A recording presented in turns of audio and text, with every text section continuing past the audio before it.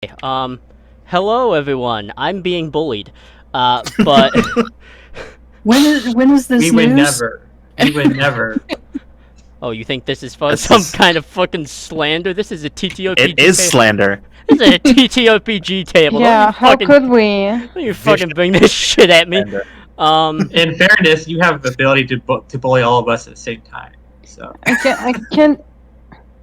Yeah, how's that threat pool looking, Joe? Why did you have to remind him about that? you think he doesn't Yeah, know? you Justify have my the- alleged actions. You have all of them.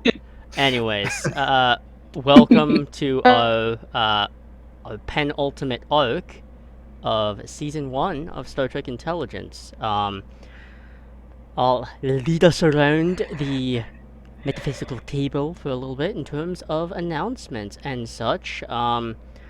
I will stand in very quickly because Risa, Kavai's player, is going to be a little bit late, but just putting out their own little promotion and plug for them is you can find them on Twitch at xsilversugar usually, all types of different social media. I believe they're on Blue Sky now as well. They do a variation of gaming, sometimes Minecraft. I think they're still working on a Pokemon Nuzlocke at this point in time. They also do commissions, so if you want to commission them, I would suggest doing that if you feel the need for it.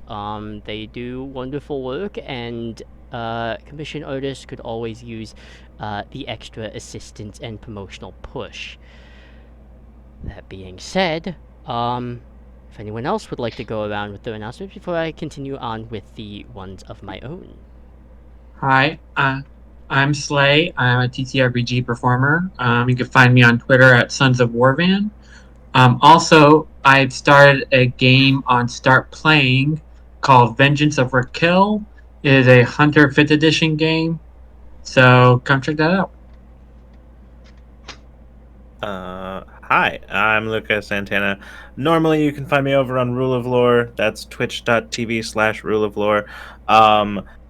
But this week, we were defeated by tech goblins who got into the system and just made a mess of things. Sometimes So it didn't really work. TPK just happens and there's no helping it. Yeah, this time the casualty was audio, technical and I problem don't. kill. Yeah. Jesus. Anyway, so yeah, I sorry, I'm still reeling from that pun, so I'm trying to collect my words. Who's bullying who? Yes. Anyway, Words, they exist. Do you see you damaged the other poor guy? Anyway, you can find me there usually on Fridays doing Ramblemancy, our roundtable style talk show where we talk about all kinds of things, sometimes with a guest. We're sort of in weird summer schedule as one of our members is doing the con circuit, and the con circuit is exhausting and long. So we will be back to regularly scheduled programming at some point in the near future, but currently John is at Gen Con. But yes, you will be able to find us over there once again at twitch.tv/Rule of Lore. That's where we will be.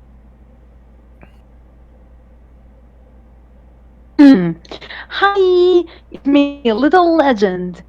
So I don't have any big projects like that because I'm a noob. But you can find me on Tumblr, where I do pixel art commissions and just commissions. I draw a little bit of comics. I mostly draw Sonic currently. So if you're interested, it's Little Legend Art on Tumblr and Little Zero Legend on Twitter. And yeah, I'm planning to branch out at some point. I'm just like, not now. Someone's gotta do Sonic justice. It's not gonna be Sega. So Ooh, shot fired. Hell, it's not really. It's a yeah. low-hanging fruit. It's not shots Yes, fired. It's true. It's a low-hanging fruit. It's on the ground. It's buried in the mud. But yes, okay. Leading into my announcements here. as I mentioned last week, we are doing a little pivoting, as you are one to do with TTRPGs. I'm sure some people are very much aware as to how that works because, my God, plans just fly out the window sometimes. However, our Dark Saviors campaign, or 5e campaign that I was planning on running, just does not fit the current vibe of the server or the channel currently and with what I aim to do with it. However, I don't want to deny everything 5e, so I've decided, and some of you listened to this last time, was the worst best decision that I have concluded that will take place sometime beginning of next year is going to be a Twitch Plays D&D game, where you as the chat may have the session 0, build a character, put in skills, rolling stats, HP, all of that good stuff for like a 4 to 6 shot game, maybe a little shorter depending on how chaotic all of you are. With that being said, on top of that, at the conclusion of this season of Star Trek Intelligence, we might have little things in between with various different groups that you are not entirely familiar with. I do have something else in the pipeline that I am currently working on. However, it is a strenuous process.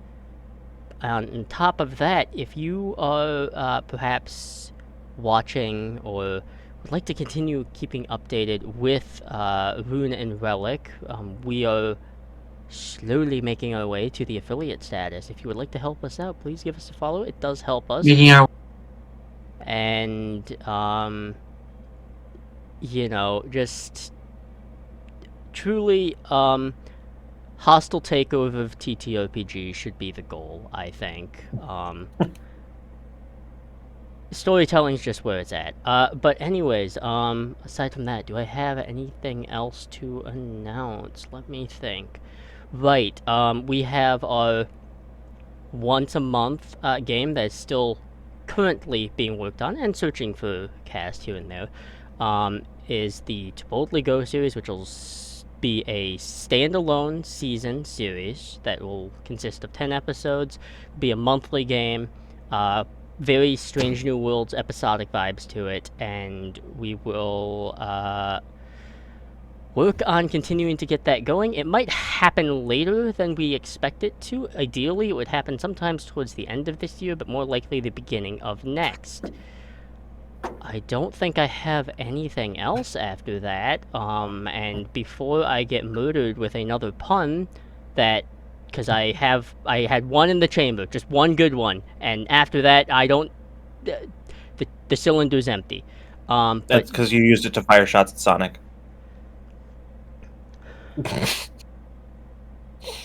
Yeah, he's too fast for you.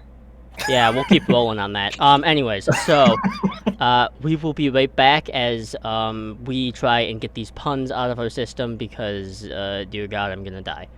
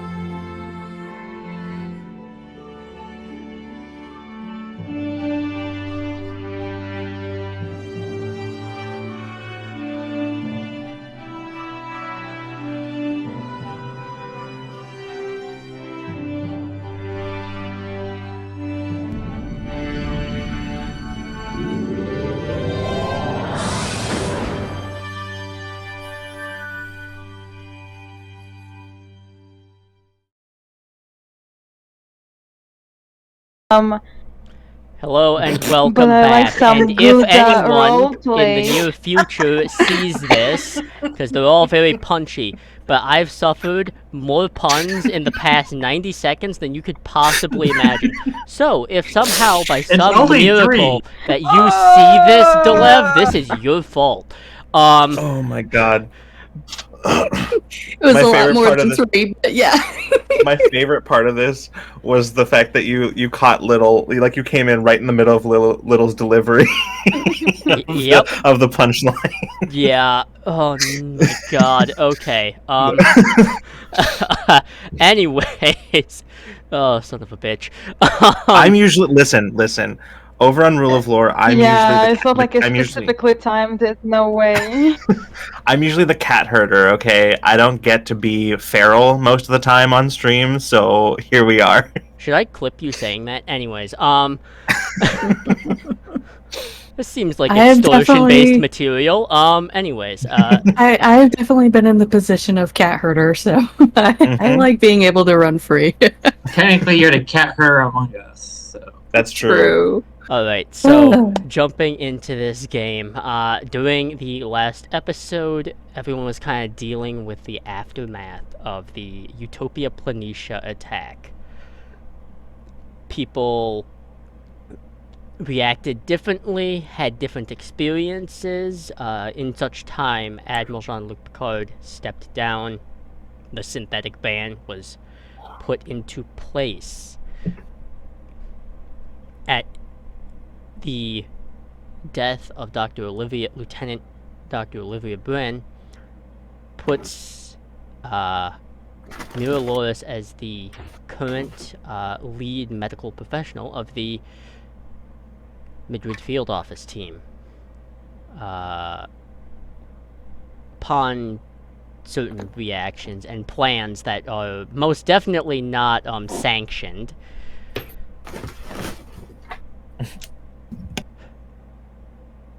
the team was given a mission to retrieve a fugitive USS Ross. Upon understanding, Captain Ezri Dax was the one who decided to pick the people who were best suited for the mission, presenting the argument that certain members in this team know the Shackleton Expanse very well. Whether or not there is clear underlying implications to that is up to all of you to decide. However, traveling at Slipstream, this weird kind of bent space, keep in mind that it takes about, from Earth to Narendra Station, it takes roughly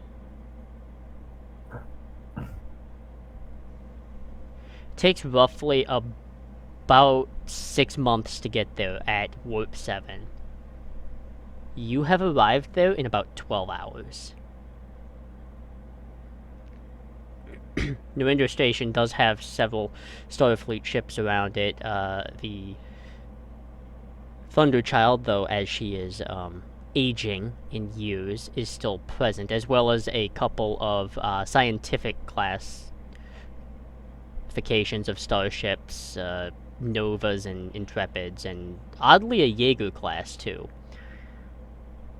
However, after dropping off Slipstream, Narendra Station is sending you a hail.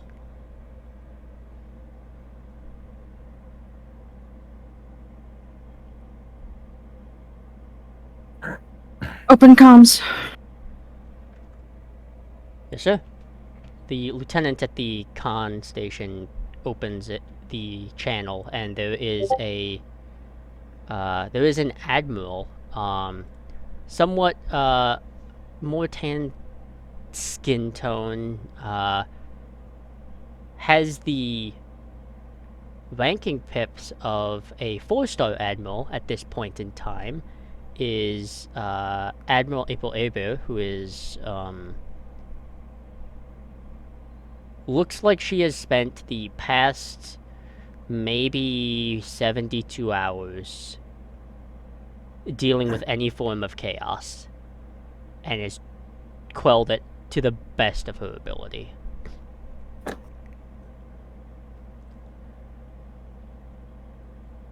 Look a little bit how I feel, Admiral. You know, it's been a harrowing few weeks. I can imagine. On top of the stuff that happens out here with the Klingon and Romulans, as you can imagine, that always breeds its own form of trouble. And then on top of the chaos about hearing what happened near Earth.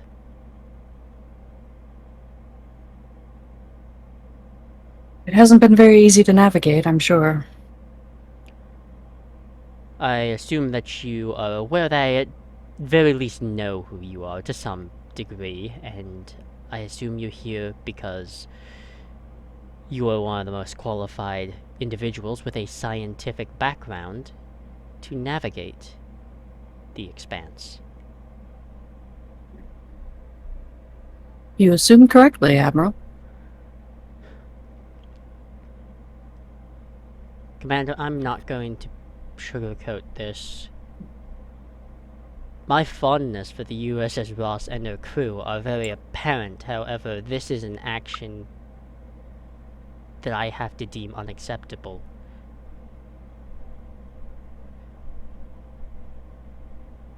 You have my full authorization to use your best judgment and to use force if necessary to apprehend the Ross and her crew. Understood. I'd say We'll do happy our best. hunting, but I feel like that is in poor taste. Yes. We'll do our best to bring the Ross back in peacefully.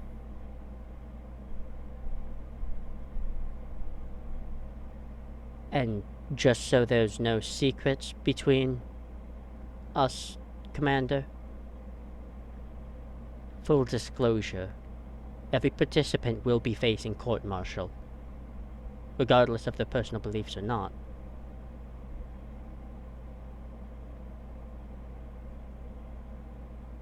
I wouldn't expect anything less from Starfleet.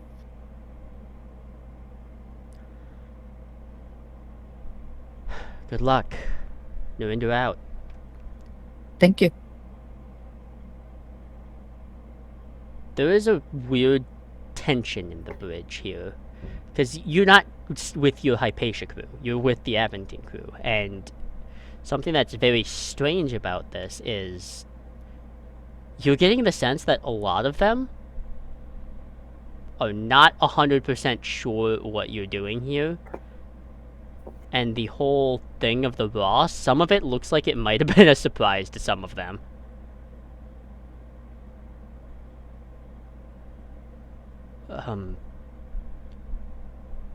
The lieutenant kind of spins around back to the con seat. What are your orders, Commander? We're going to start with a full spectrum sweep. We'll start from here in Narendra and work out from there. Alright. This is gonna take a while. I expect it will. The Ross is not going to make this easy.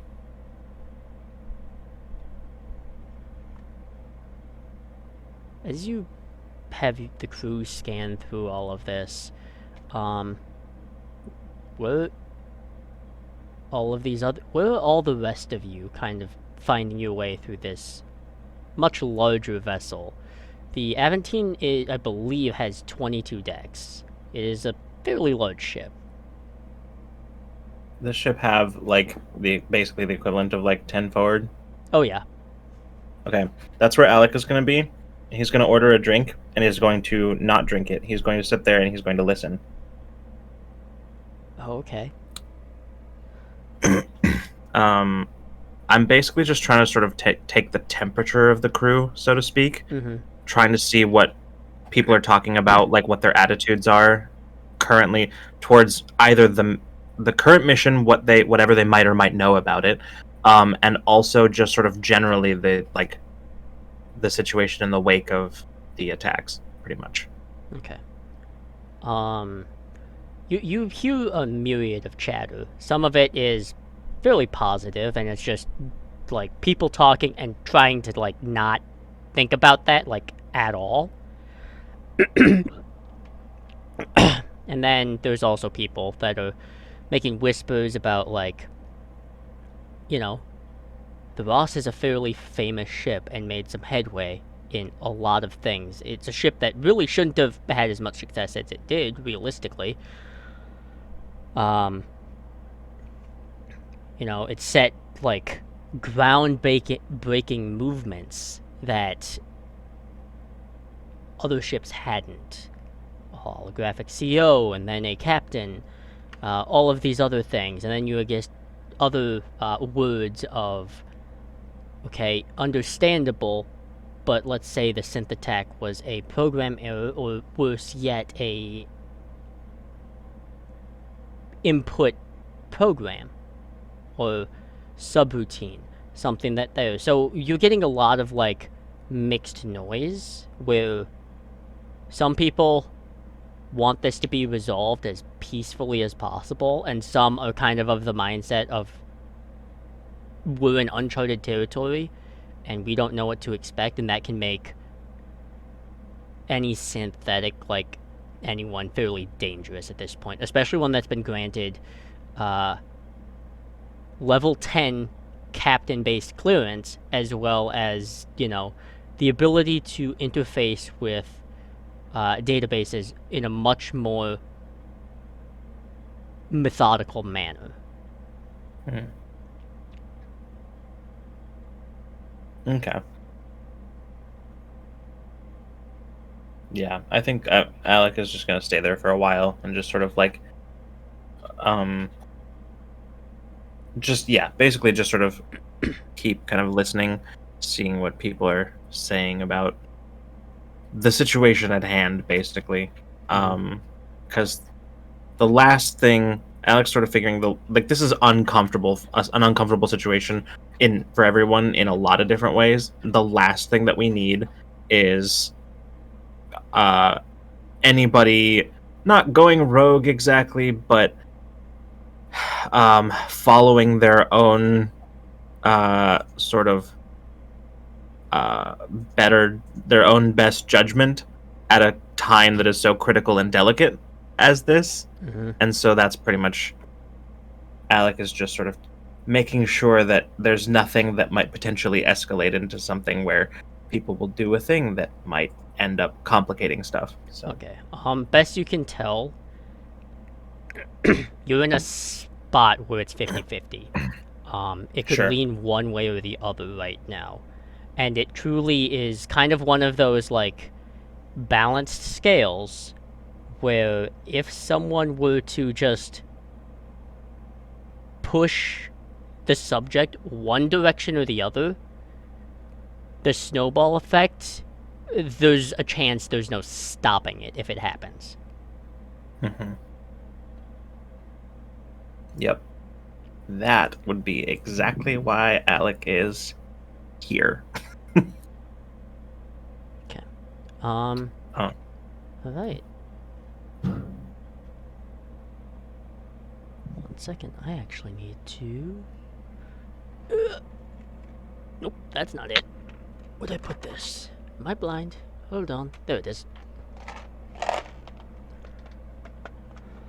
I forgot to grab my dice because I'm a Dumbo. Okay.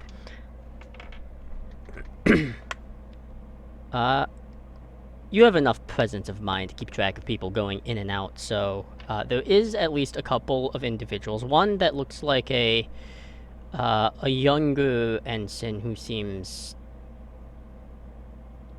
a little annoyed in discussing with probably more like lower decks crew, but kind of makes a noise of like disagreement, not exactly sure what, but does leave. hard to say what that was about, but it does seem like there was a triggering event there. Hmm. Okay. Hmm. You said that it was an ensign that sort of like something happened and then like just sort of left. Yeah. Um. Who could I? There's sort of like a disagreement or something like that. There Who seemed to was be a this? disagreement of some type, yeah. Okay. Who was the other person involved? There were two other people involved. One Mhm. appears to be a Vulcan ensign. His vibe is very like Science Academy for sure. Mm. And the other is actually a your gathering probably has some mixed lineage, but the primary like species prevalence is Bajoran. Okay. I'm gonna. I think I'm gonna just follow the ensign out. Okay. Uh, she is wearing operation colors, and Mhm. judging by the direction that she's headed, she seems like some form of engineering department. Okay. Also, just for my own clarification, what is like? I know Jaloryn is sort of in command of the ship and this mission right now, but what is the rest of us? What is our role as far as that's concerned? Are we just also here, You or are you're by mission briefing standards, you are just also here, but okay? primarily you are here as a support team for Jaloryn and just as the Madrid field office team as a whole, because it in such a delicate process. You're starting to understand because Captain Dax has a little bit more foresight than she did in her younger years, and having a team that you can trust versus being thrust into a crew that really has no reason to respect you is dangerous, especially in such a tense moment. So you as a group are kind of here to ensure that there is the, on paper command team and then kind of a subsect of that of being a command team. So as far as like, As far as anyone else is concerned, you are an accompaniment. That's about it. okay, cool. Um, then actually, you know what? I think I'm just gonna go ahead and catch up with the ensign. I'm gonna try to get her attention. Like, hi, sorry, Oh, kind of steadies her breathing. Okay, can I help you, sir? I am hoping so. Am I right in guessing engineering? Well, um, operation of botanical life functions, but yeah. Okay. Um, I'm. I've never been on a ship like this before. I'm just sort of trying to get my bearings, and I was wondering if you might kind of show me. I mean, are you heading on duty right now? I'm I'm kind of just trying to clear my head right now. Well, would you mind a little bit of company? Maybe a bit of a sounding board and help me kind of get myself oriented here? Um, yeah, sure, why not? I'll just sort of hold out a hand, say, Lieutenant Alec Caraballo of the Hypatia. I'm not gonna lie, sir, I haven't heard of the Hypatia before. Fair enough. Though, That's not the most important. You know what? Just forget I said anything about that. uh, It's not really important. the Alex part should be easy to remember. Uh, So, if you don't mind my asking, how long have you been posted here? Only about 8 months. And you liking it so far? I, I mean, for the most part, aside from the Federation literally falling apart, but Yeah, tell me about it. I just sort of like hesitate and go, is that what that was about? Kind of just sort of gesture over my shoulder. there, a little bit, I guess. It feels complicated, and yet to me it doesn't feel that complicated. In what way?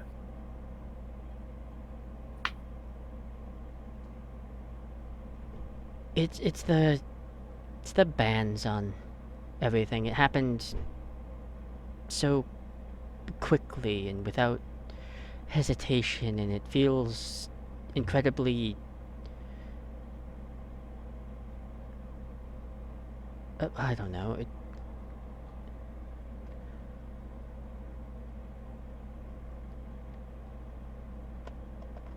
It feels like the Federation just chooses not to have a backbone at the most inopportune times. That's that is certainly one way of putting it. That's me speaking just unofficially, so just I not to worry, I understand. I this is purely conversational, and I admit I've had my own hang-ups about the whole situation.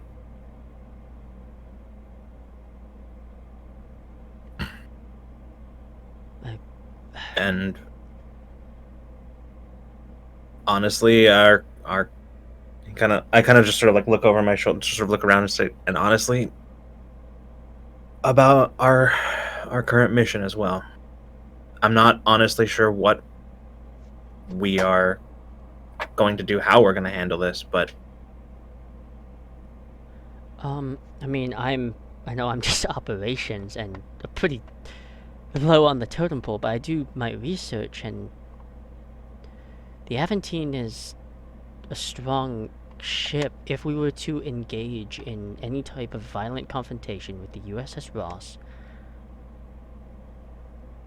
the Ross is going to sustain heavy damage and casualties. My primary well, concern is that being is if the Ross is taking an action like this, they're already feeling like they're backed into a corner. If it comes yeah. down to active confrontation, sir,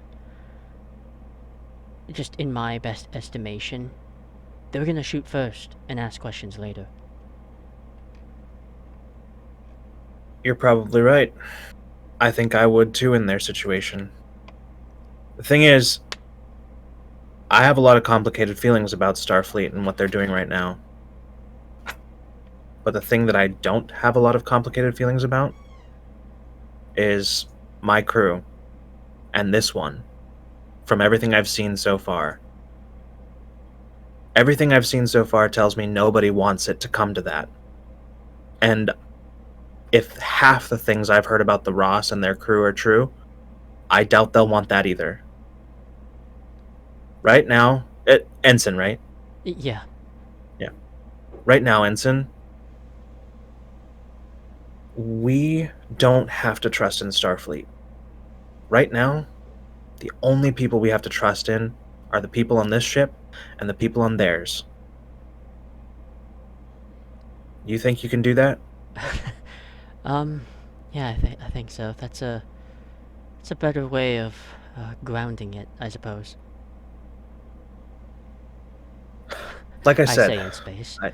yeah. Yeah. Like I said, I don't know how this is going to go, and I don't know what we're going to do if and when we catch up to them. But I am 100% confident that whatever way it goes, it's not going to start with an opening salvo. Yeah. Okay.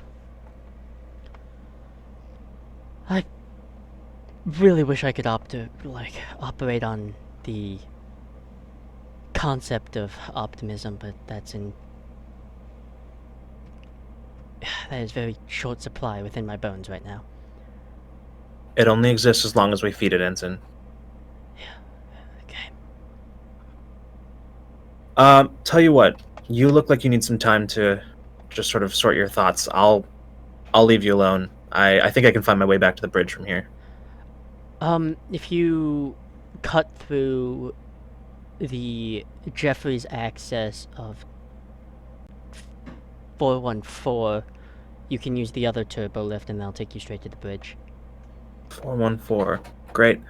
First couple hours here, and I'm already learning the shortcuts. I like this.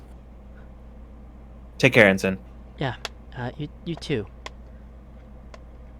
Alec will just sort of peel off and just sort of hope that was enough of a nudge in the right direction. Okay. As you head off, I am curious to see where our more scientific minds are orientated between Dr. Atherton and Kvi, where they are at. I'm breaking into a brain. I'm sorry, You were what? really quiet. I am You're breaking extremely into a brain.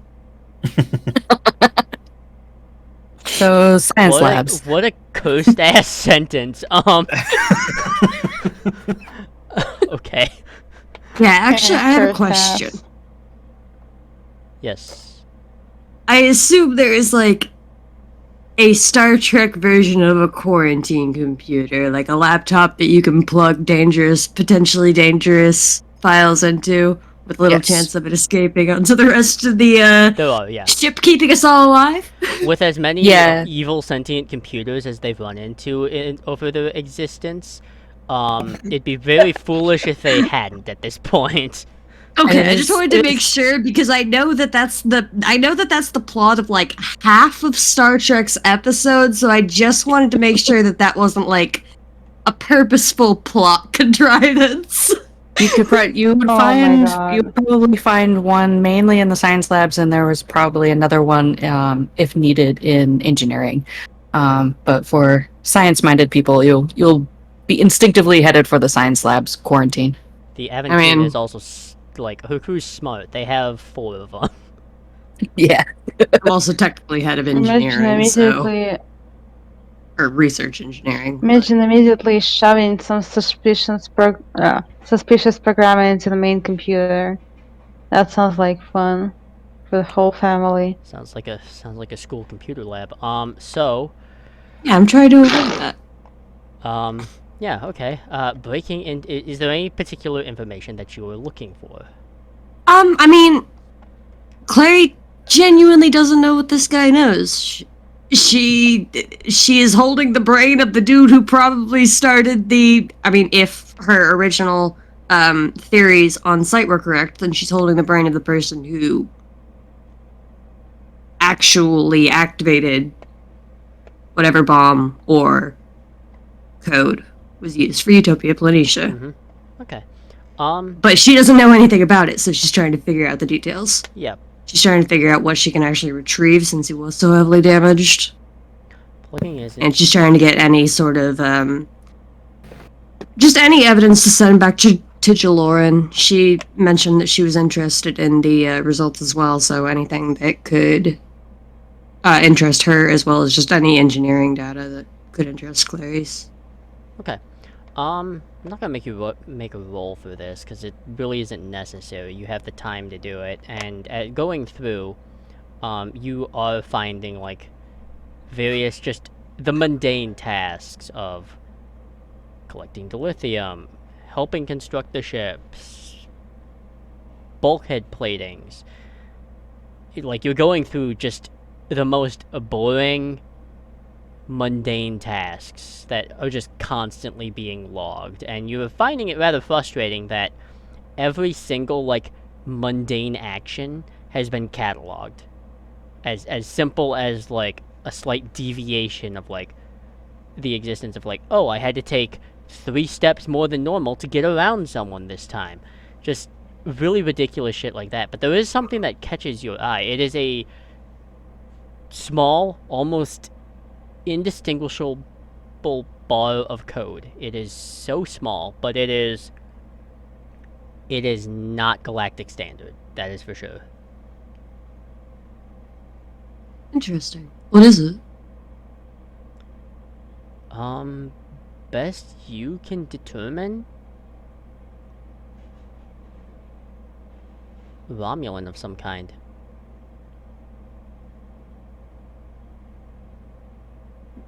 Am I able to, using a translation program or somebody on the crew that basically am I able to find either mechanical or personnel help with this translation? Jaloryn's occupied on the bridge. Your next best bet would be Kavai. Yes, I can provide translation assistance. Thank you very much. Okay. If you just want to join me in my corner of the lab. Of course. Clarice missing her own office. The translation takes a while. Kavai. It's frustrating because you can see like similar scripts, like things look similar enough to Vulcan. Just like, yeah, I can translate some of this.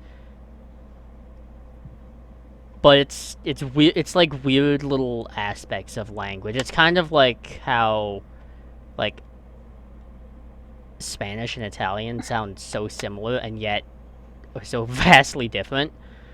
Okay, but Spanish and Italian weren't the same language until half of the species chose violence. Yeah. And I would yet say here the we are. comparison is very Uh-huh. apt then. But it is like one of those weird situations where it's just like similar but also not, and it takes a while. But I think a better metaphor would be French and Spanish because they're super close. that's probably a better metaphor. I just didn't want to like wake up Blake in a cold sweat. But there is. Ha ha ha. The French will lose their head over that. Anyways, so you are able to kind of translate the code, and the code more or less just reads disrupt. Okay, so that does actually feed nicely into one of my questions that I had. Okay. All of this minutia, all this detail, is this... I don't know how much experience Clarice has with, basically reading the data directly out of an android's brain like this, but is this typical? Is this somebody who is purposefully trying to hide that the seeds of resentment are being planted, or is this somebody who is completely fine with their tasks just like completely vibing until something happens?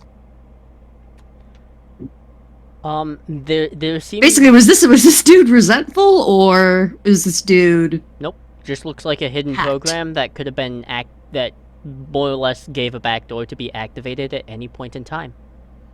A sleeper android. Unfortunate. Jaloryn's gonna get like a short, basically just a short memo. That's you'll get the entirety of the details later. But here are my initial findings with Kavai. Okay. Because that seems like information you need to know right away. Yeah, definitely. And she's going to acknowledge that and then allow you to get back to digging deeper into that and seeing if you can find more of that type of code. See if there's more embedded in there. Because if it's a backdoor, was it a backdoor to? So she suspects that hidden between the lines there may be more similar code. Yeah. But now that you know what to look for, hopefully it's easier to find more of it if it's there.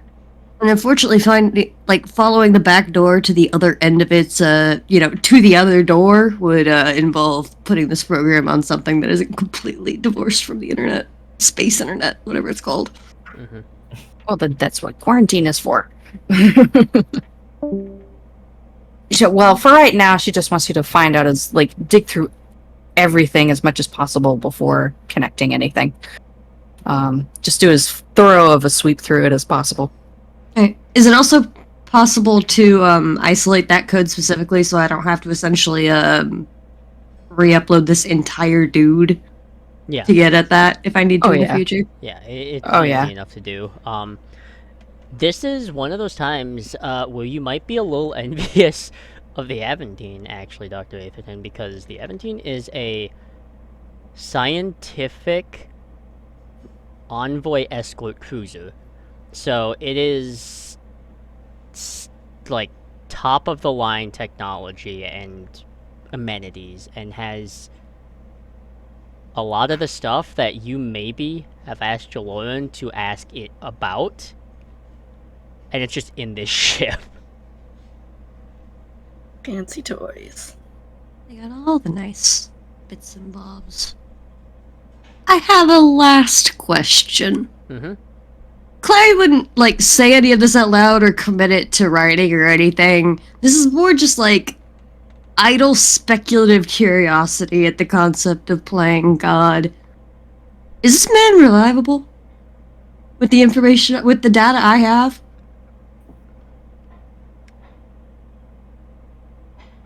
Theoretically? I'm already concerned. Yes, but the risks are pretty high. Like I said, she's not planning on doing it. She's more just looking to see if it's even possible. Suspicious. But yes, it is possible. Interesting. That's not making it into an emergency memo, but that theory crafting is making it into an off-the-record notation to Jaloryn. Do the bad idea. I was also She would going to say never do the bad idea without Jaloryn's permission, like I said at the beginning of the campaign. She has a leash. That leash is called Jaloryn. At least she's aware of her lack of morals. The going through and Kavai, I think you probably, just because you are at some level a little bit empathic, whenever people walk by the doors to this lab, you can feel this sensation of unease and uncertainty, and it catches you a little bit by surprise as you feel the Aventine rock a little bit, just like that. Don't like that at all. And kind of lurch forward as the Aventine kind of just steadies herself again. And you do make, after this happens, maybe a couple more times, you're realizing this is just going to be a thing in the Shackleton Expanse, because there are a lot of just subspace eddies that exist. Right. I hate ships. I didn't know I didn't know that was a thing, but I don't like this. Okay. And unfortunately, there's no pattern to it. Some are closer together, some are very far spread apart. They're just... Great. Do you want some I drama, thought being planet side was bad. Okay. I am going to, especially if I feel other people uncomfortable, I think Kabai completely is in full-on mask mode, code switching to very heavy Vulcan attitude here.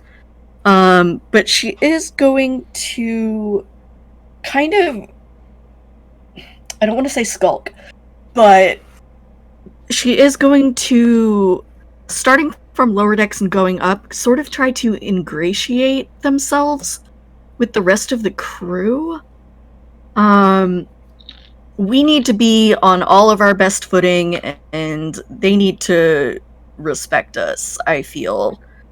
And I'm gonna put her diplomatic background to some use here and try and see what I can figure out that way. It especially disturbs her that people are uncomfortable.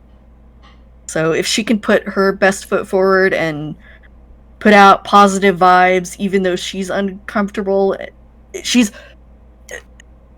had training in the past to try and manage her emotions, but gave up on it a long time ago, and I think she's really dialing back in on that and just pushing shit down. Okay.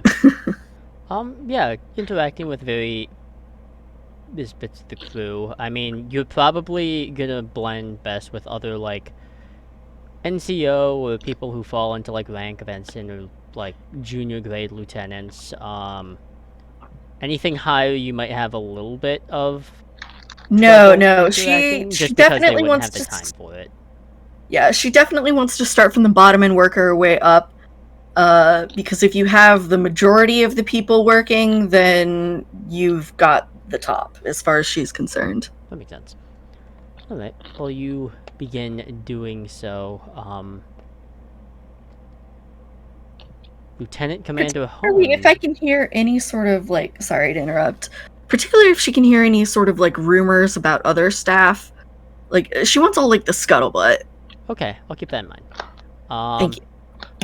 Yeah, Lieutenant Commander Hone, where are you at this moment as you are colliding every now and again with subspace eddies? Ironically, I am studying the shadow expanse about subspace eddies.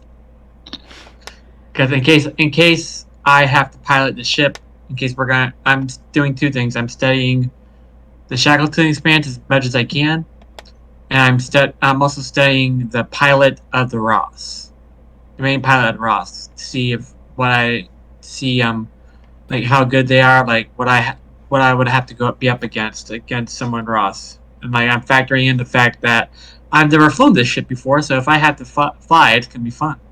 Okay. And by fun, I mean terrifying. Going through, like, personal records and such, just, like, bringing up, like, whatever is public record that you have access to, or some of the more sealed records that you also are able to grab access to.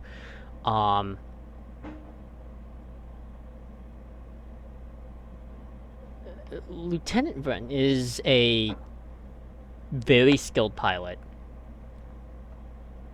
Serviced during the Dominion War, did a lot of combat flights, and most notably is very, very in tune with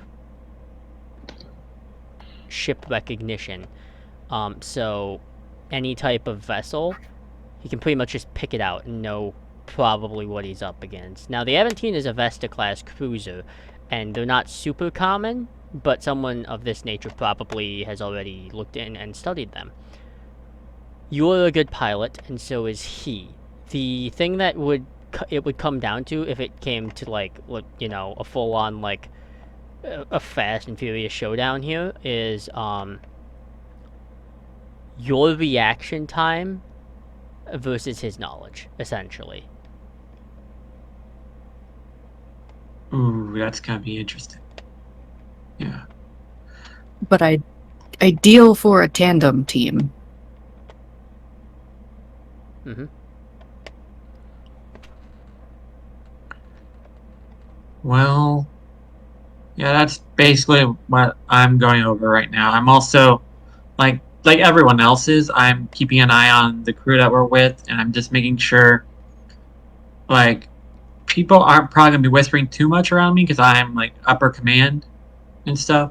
Mm-hmm. But I'm trying to, like,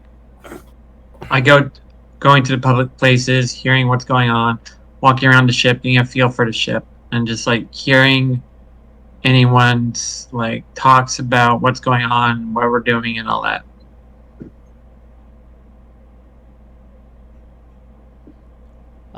Okay.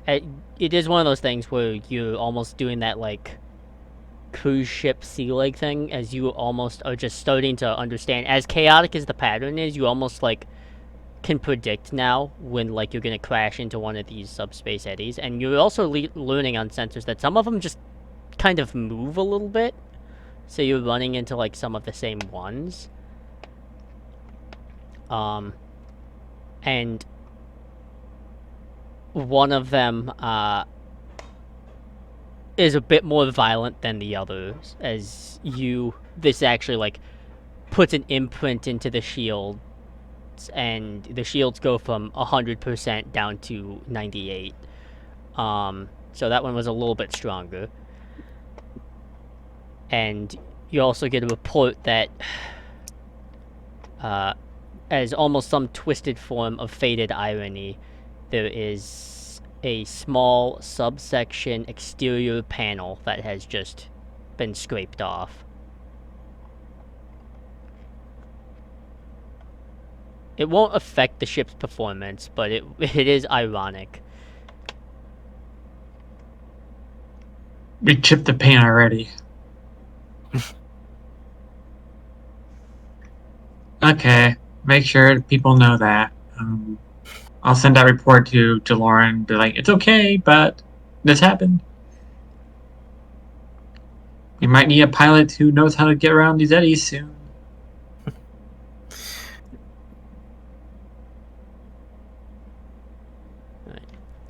Yeah, that's base.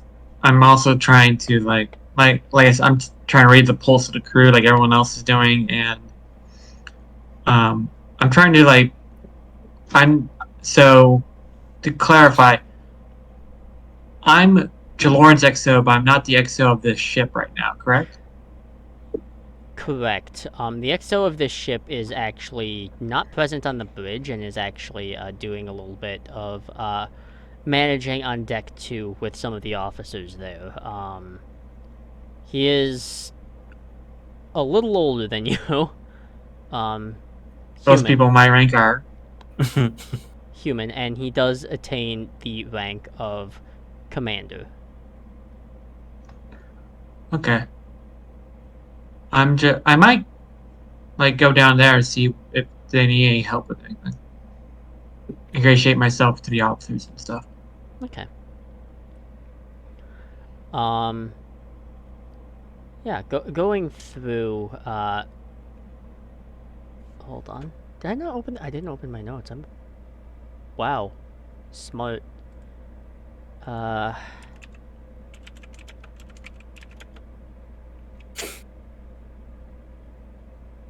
Okay. Totally, I've never done that before. Wait, we're allowed to look at our notes after we write them? Apparently, That sounds fake. totally fake. Wow. This is bullying. I was bullying myself as much as you in that comment. Ditto. Okay, maybe it's a form of solidarity then. All right, I keep notes. forgetting my notes even exist. Wait, you guys take notes? That's what I was saying. Yeah, going down to deck 2, you're able to get to a office of the XO of the USS Aventine. Hold on.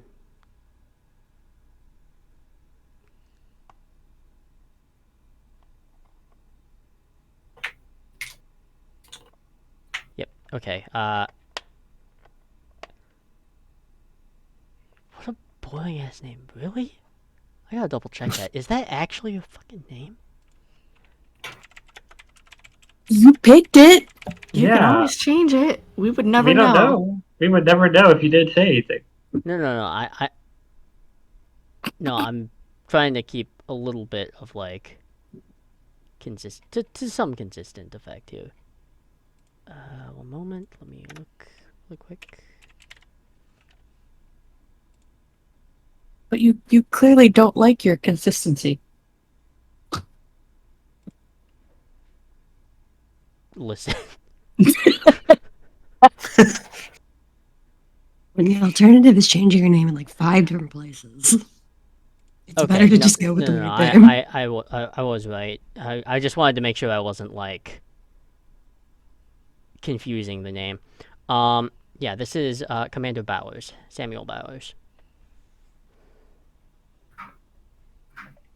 His door is currently closed.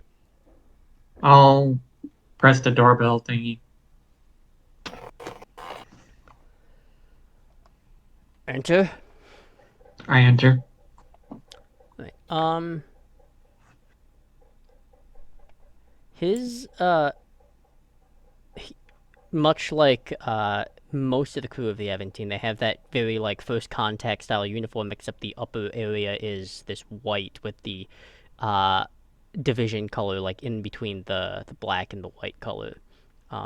Most notable holding the command, and actually, interestingly enough, and you haven't really paid attention to this until recently, but a lot of the Aventine crew, their pips are not gold; they are silver. I'm jealous. Command. So his name is Bowers? Yep. You said? Yep. All right. Commander Bowers. Lieutenant Commander Hone. I suppose I should say welcome aboard. I haven't had the time to greet you personally or your commander recently, only in a brief passing as the command transfers were put over. Yes, yes. I just wanted to see how you and everyone else is doing and see if you need any help while we're in transit with anything. Well, as another Eddie is hit and kind of rocks a little bit. Well, I'd say I'm getting my sea legs today. But, and just for visual appearance, the person who would probably likely be playing this person would be Odin Fear, who is Admiral Vance in Discovery, but we're de-aging him a little bit and more for like the Mummy too, right around that age. Nice. Not much help needs to be managed on the over executive front, maybe on the morale sense. Everyone's very tense. Yeah, it's tense times right now.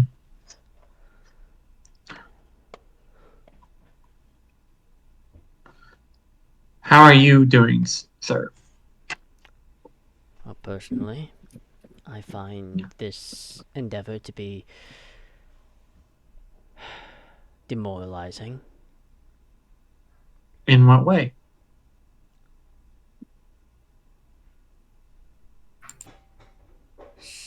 Starfleet operates under the idea of unity. Currently, we are at a precipice of dividing and becoming a, shall we say, solo act. Much like we did with the Earth-Romulan War. We were pretty much on our own for that one.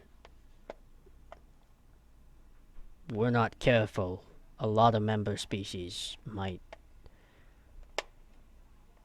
leave the Federation. As some are more science-minded and more orientated and have more open minds than more paranoid individuals. Yeah, that makes sense. It's my belief that while the paranoid individuals are winning right now, if the more open-minded people just take more, charge, that we can fix all this. People are reacting through fear right now, and fear is just not useful when dealing with this stuff. Fear is an instinct, Commander. Fear is an instinct that, throughout evolution and time, has kept many alive. it has also led to many atrocities. True, that might be the case. But I'm only positing this forward so you can see both sides of the picture in a much more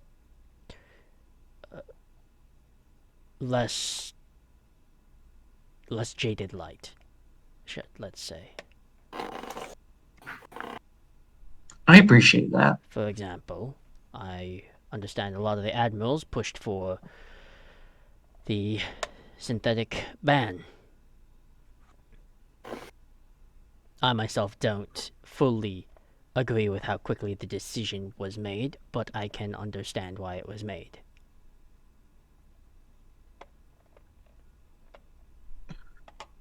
I can too, but I don't like I don't like it. It's not I don't think it's a smart thing to do. But I'm a lieutenant commander, so my opinion isn't very valued right now. Why not? Because I'm not high up in command yet, I guess. It doesn't feel like my opinion's valued right now. That seems a little, ridiculous, doesn't it? It does. Well, in terms of pointing out about opinions and values, I should maybe stop staring at these pads and go meet the current commanding officer of the Aventine. Would you like me to escort you to her? Please do. All right. Yes, sir. And I take him out. And every once in a while, right before the eddies come, because you said I could kind of predict them, I stop him for a second, and I'm like, here it comes, and it goes. And whether or not he finds out weird that I'm able to do that, we'll see. Mm-hmm.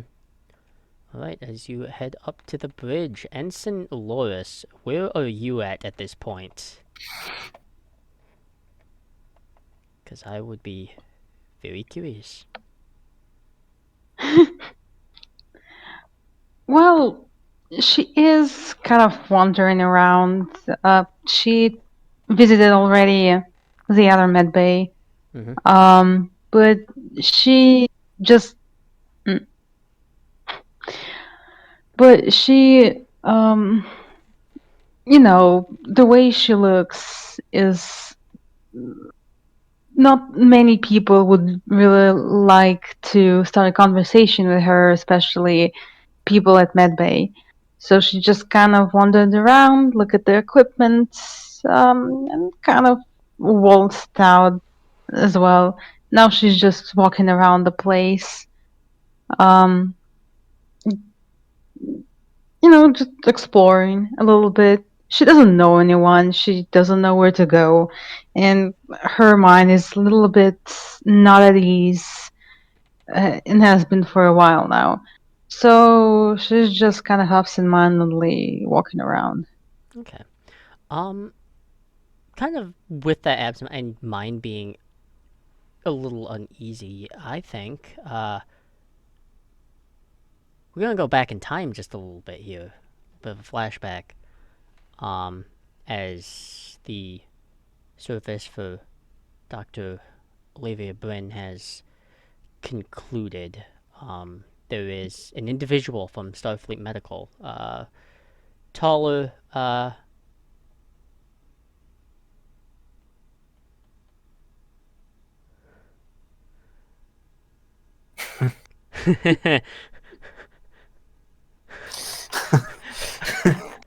Not Zaz Like, and Joe she's- sharing a brain cell. Like, she's not. Like, I imagine that Star Trek's medical advances at this point are at the point where it's not a bad thing to send a wellness check on somebody. yeah, more or less. Like, it's genuinely just a hey, can you make sure that she's cool? Because she kind of just watched somebody she clearly cared about die. Yeah, and In her arms too, so In her arms after desperately trying to save her life. you Yeah, are that's getting one. they all suck, they always do, but you are going through a debrief at Starfleet Medical, actually, with, one Commander Julian Bashir. Alright, I think that's enough for debriefings. Um, and Loris, I understand you've had a difficult couple days. Hmm. You don't say. Yes, it's been a little tough, but I'm managing. You know, I know a fair amount of Klingons in my day, and they usually say the same thing around something like this, and generally, most are truthful in that manner, but I think at some point everyone has their wits' end, as it were, and I apologize for putting any type of undue stress onto you, but um, with the current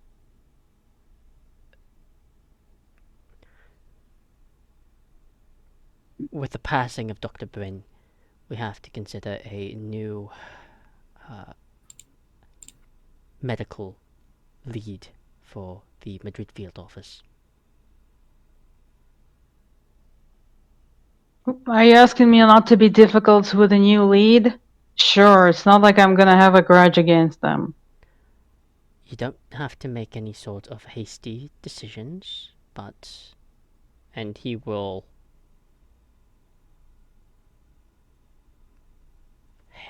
kind of open a desk drawer and place a small box at the front of the desk. Just let me know in a few weeks what your final decision is. Otherwise, we can pivot and we'll make it work. And he'll get up and kind of do a light nod. Excuse me, I have other people to debrief today. All right. She's confused. Before that, well, during the debrief, she didn't seem that into it for obvious reasons. But now she's like, what the heck? So, as after he leaves, she's not gonna like rush to it, but she's gonna grab that box and open it. There is a single item in here, small and metallic. It is gold with a slight, the inside being somewhat dark in color. This is a ranking pip. Oh, fuck my ass with a giant chainsaw. Alright. At least tell me that was in Wow. character. Yes, it was. Exactly in character. Essentially, what you are being I asked is to love consider her. to be the chief medical professional of the Madrid field office, and you would be, if you decide to take that position. And he's given you plenty of time to consider it, but you would essentially be granted the rank of lieutenant junior grade. The position comes with a promotion. But Mm-hmm. you kind of fade away from that as you're kind of just walking through the halls, just letting your mind wander, as another subspace eddy kind of assaults the ship. Only this one is a little different as it's back to back. It is a lot to consider, and you've been considering it for a while. Whether or not you're going to is entirely up to you, but it has always been kind of in the back of your mind. But things have just been happening so fast that you haven't really had time to consider it super seriously. But wandering through the halls, and seeing certain medical sick bays, like state of the art sick bays, and watching people perform their duties to the best of their ability. I'm going to ask you a very interesting personal question here for Ensign Loris, does the concept of not necessarily a combat medic, but does the concept of a Starfleet medical officer call to you? Well, obviously she considered it and a lot, especially since, well, she's not new to fighting to combat. She's not new to. She knows how to keep a cool head during the entire situation. Uh, it is, and she always intended to like slowly climb the ranks and become more respected and professional doctor, medic. The problem is kind of, those jitters where you think that, what, wait, it's too soon. I'm like, not, what if I'm not ready yet? And I know that my predecessor was so much better than me. She always knew what to do. She always had uh, everything figured out. And what about me? I can't even stop myself from swearing. It's not a good look. So that's kind of how she is feeling and thinking currently. She would take it in a heartbeat, and she knew she would, but it's just the inner turmoil, sort of. Okay. So the answer I'm kind of getting is it does call to you, but tentatively currently. It does. She might need to talk it out with someone. Currently, she haven't had a chance to because everyone just seems too busy to, be her emotional vest to cry on. Mm-hmm. Okay. Right. Uh, the Oh my god, no. but with the continuation, there is a sudden stop um as the Aventine comes to a near full stop, as Tate and Jaloryn and whoever else wants to be on the bridge. And it's really funny the way the con officer just kind of words this, because Commander Powers is there as well. Uh, commanders,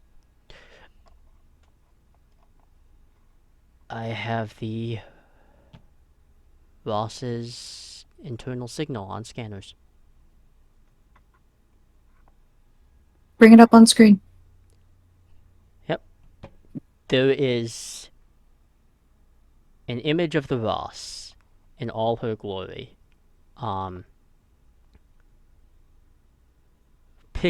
Picturesque almost would be the best way to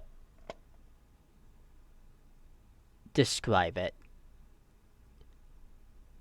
But then very quickly you see what the complication is. There are about 16 other USS Rosses here. All giving That's off weird. the same, like, telling subspace, like, identifying signal.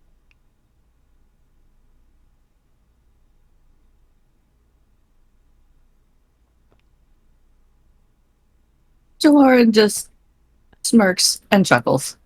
Like she recognizes this. Like as if she hasn't pulled off something similar before. So just to be clear, there's like multiple signals for like multiple signals. They're the same multiple signals. Great. And unfortunately, the way they're all giving off stuff, they all, by all technicality, by scanners and functions, are considered the USS Ross. Is the Ross casting mirror image right now? Pretty much. Alex just Mirror image plus evasion plus. looking at this, I think Alec is just going to shake his head. If I wasn't so goddamn annoyed, I'd be very impressed. Hell, I might be impressed anyway, actually.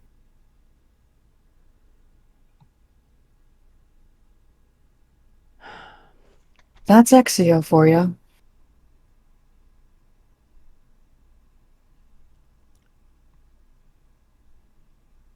She's gonna meander over to a console. And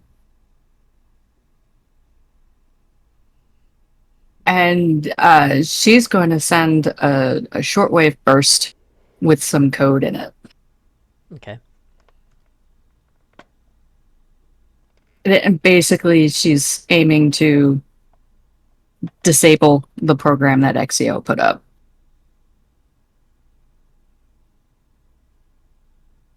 Okay.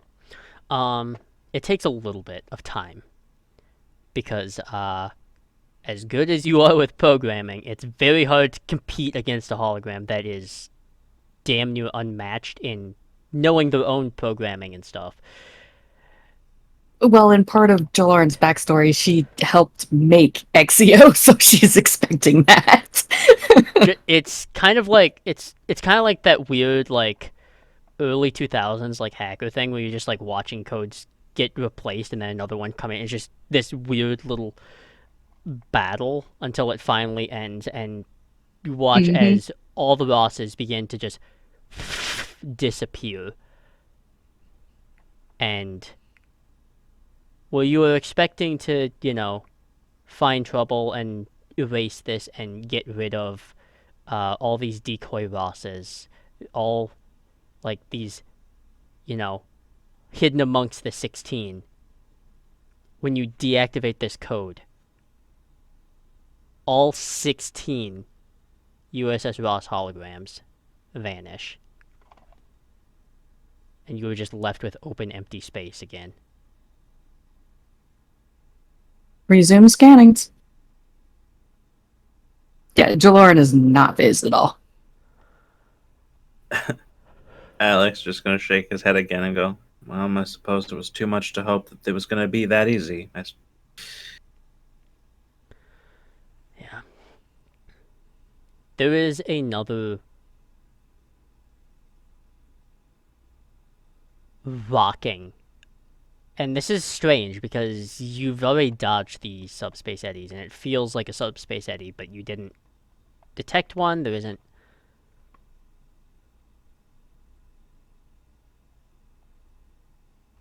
Commander kind of just freezes and he looks towards like some of the security officers. Locate where that disturbance was.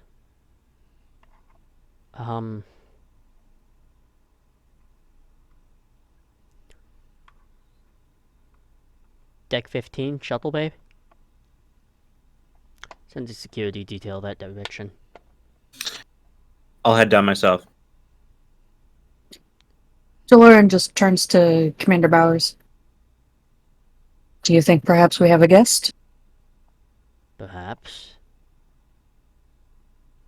Which, if we do have one of them as guests,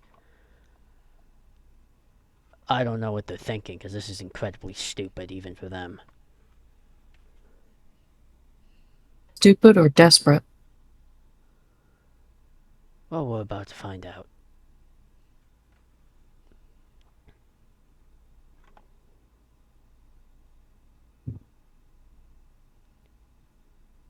Heading down to the shuttle bay, Alec, there is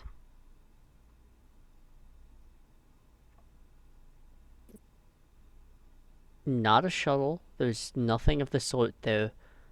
There is it's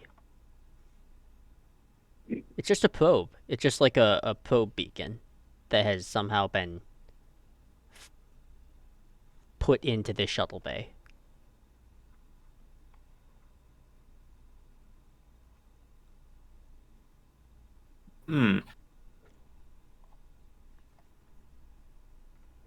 Can I check if it's transmitting? Yeah. It is clearly transmitting at this stage. Is there any way to determine? I mean, I have a guess, but I don't want to operate on guesses given everything we've seen so far. But is there any way to determine definitively where this, like, not where location wise, but like what ship it came from? Yeah, there's always like a registry, like Mm-hmm. sub-registry, and it does like show the NX. I think is it NX78610? I don't remember. Yes. Holy shit! I still have useless brain knowledge. The fact that I immediately responded tells you what about me? Fair enough. But yeah, you can see that registry like across the paneling. Okay, great. I'm going to attempt to immediately try to backtrace the transmission signal. Okay. All right. I think that's a roll. I think. Probably. I do have a focus in subspace communications. Yeah, that's gonna apply here. I am gonna Great. say it's a difficulty of 4 because the Ross is not gonna make this easy. But I think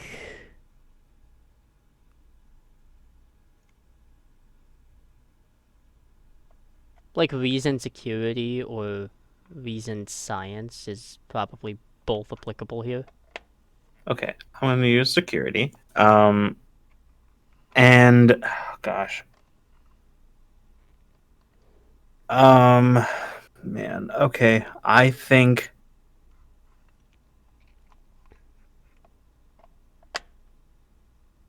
I'm trying to see if any of my values apply here, but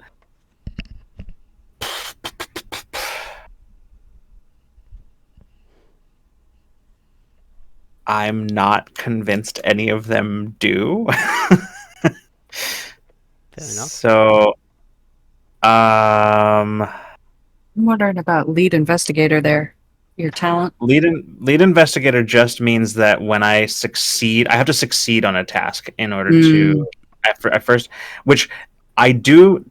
I was going to get to eventually quibbling over, while my personal beliefs aside, technically what the Ross is doing is a crime, and so it counts as investigating a crime. But I was working on how I was going to get myself more dice, actually. But any chance? Yeah. I mean, can I use the ship systems to like give me some? Yeah. Okay, great. Um, And I someone don't would know. need to roll for the ship. Yeah. Yes, the target number for the ship, I believe, for this, because the 17's a science quality, I believe.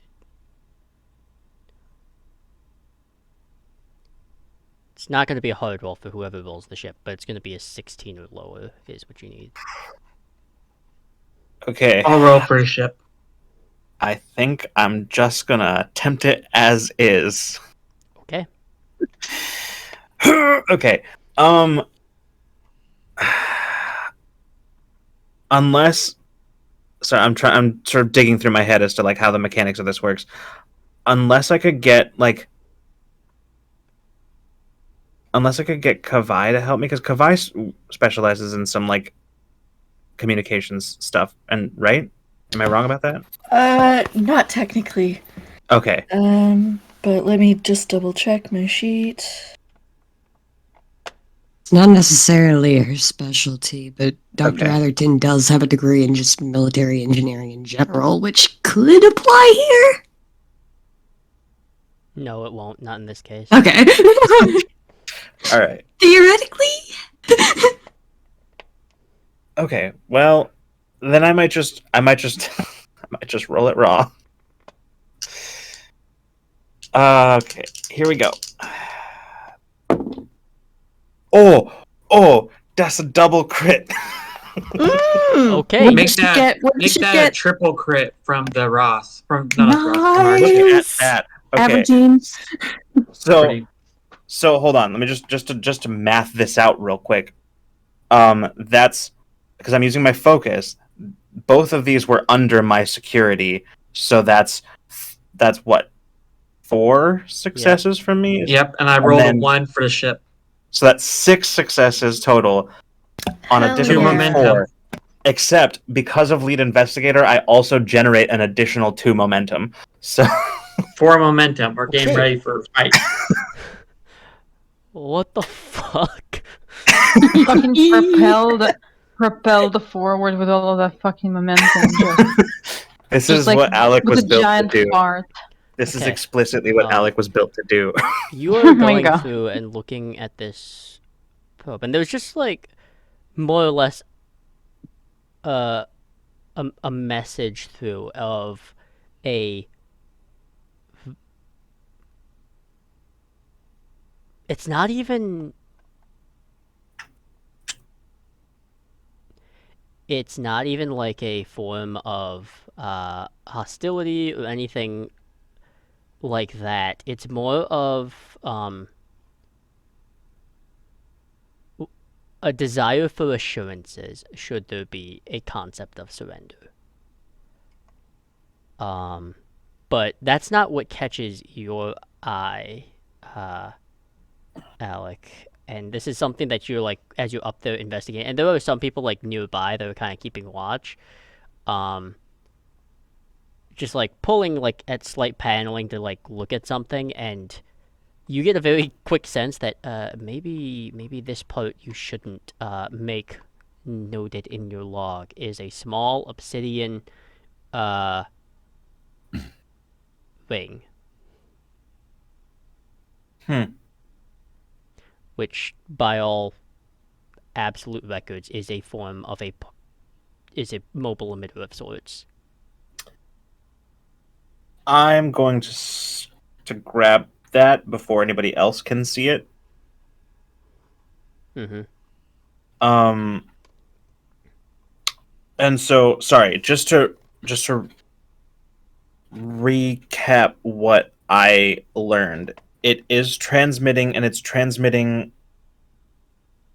Oh, sorry. Remind me what is say again what it's transmitting. It's basically a declaration of we're willing to essentially surrender ourselves, but there are stipulations attached to it, effectively, where it's just certain assurances of certain things. Okay. I am going to tell whoever is in charge of like the security team. I'm going to say because presumably those findings are like obvious to anybody who is there who was looking over at what I was doing. Mm-hmm. I'm just going to say I recommend that this probe get locked down in some sort of like lock it down, make sure that there's no additional harm that it can cause in case there are any surprises anybody that they left for us. I'm going to go and see what the commander wants to do about this. Okay. And I will leave, and in fact I will not go to the commander. I will go to the most secluded place I can find and see if I can I'm going to see if I can mess with this ring. Okay. Messing with the ring a little bit. As in, Hmm? yeah. Sorry, go ahead. No, No, go continue. ahead. I'm mainly just like I sort of because my first thought was I want to communicate, like reciprocate communications, but it sort of feels to me like they gave me the means to do that. Mm-hmm. And so that's what I'm trying. I'm trying to basically, when I say mess with it, I mean I'm trying to find some means of sort of activating it. Okay. As you kind of Uh, fiddle with it, hmm, get like off into a corner or wherever. Actually, Hmm. Joe, before I do that, I'm gonna go to a secluded place, but specifically a secluded place that I can try to isolate from the ship's network. Okay. Okay. Um, there are plenty of places to do that. There are like small, like essentially just like stations where certain individuals are like in charge of these kind of mundane functions, so they only have to check them so often, but they aren't Hmm. necessarily directly attached to like ship security feeds or anything like that. Sure. Yep. I just want to make sure that, like, I want to talk. I also want to make sure that the ship is locked the hell down, like, or at least that the part of the ship where this is happening is locked the hell down. Okay. There is going through and kind of fiddling with it. The ring actually does something a little surprising. It like half of it twists and pops upwards, and then the top half of the ring kind of folds outward at almost like a little claw, and you can see a holographic image of the Ross in a binary star system, uh, in a place that, as of right now, you are not sanctioned to go. This is Romulus. Ha. Okay. And there is Nothing else. actually a message from uh not Exio, but at this point it would be Lieutenant Commander Lacat, which is essentially a very kind of, it's an abrasive, as Cardassians are wont to do, but it's an abrasive message that, like, seeing Romulus and knowing like how many people are probably on the Ross at this moment and knowing what they are maybe doing with this message is, let us do our job.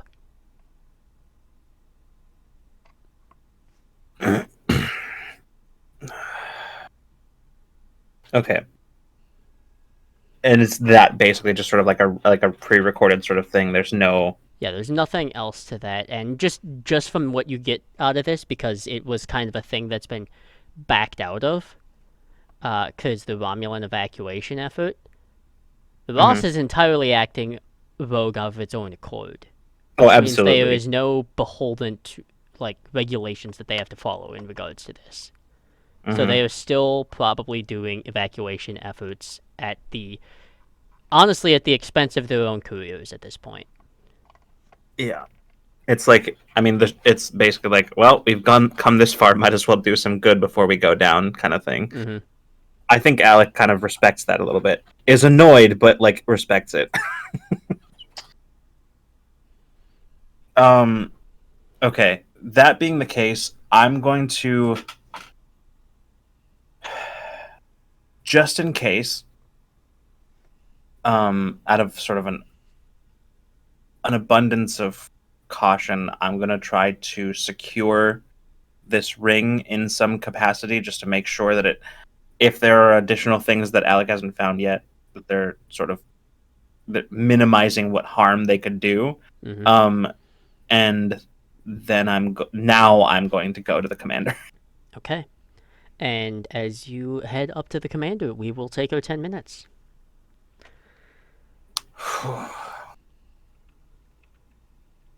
We will be right back to continue dealing with Shades of Grey.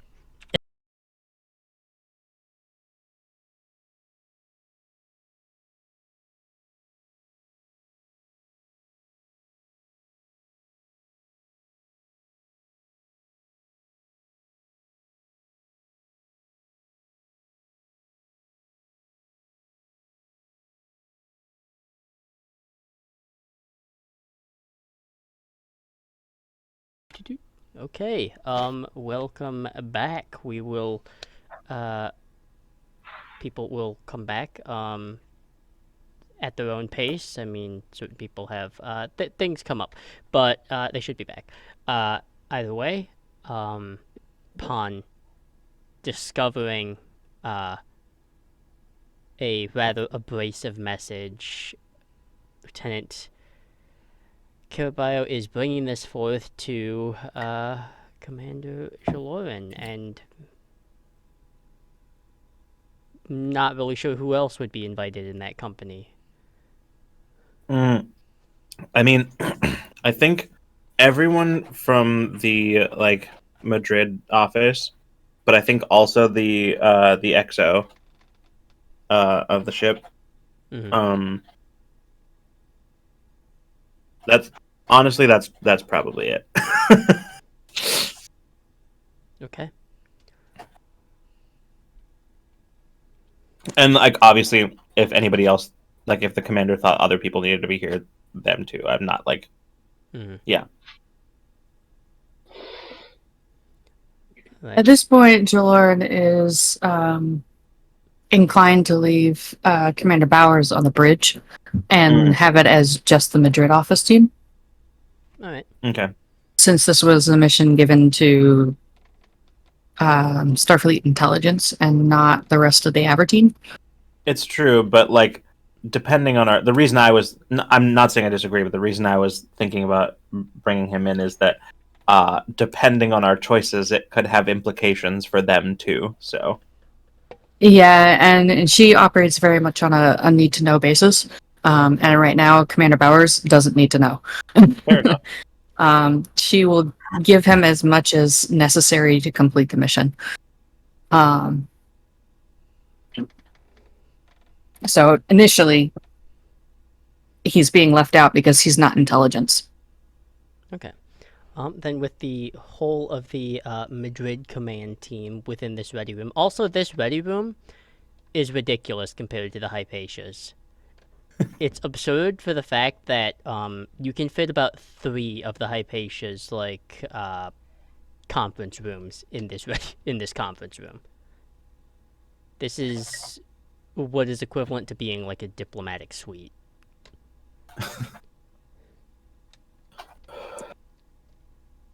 Really makes a Too difference when we spacious. aren't worried about. Yeah, still really makes a difference when we aren't worried about stepping on each other's feet. You don't like the coziness of the Hypatia? Well,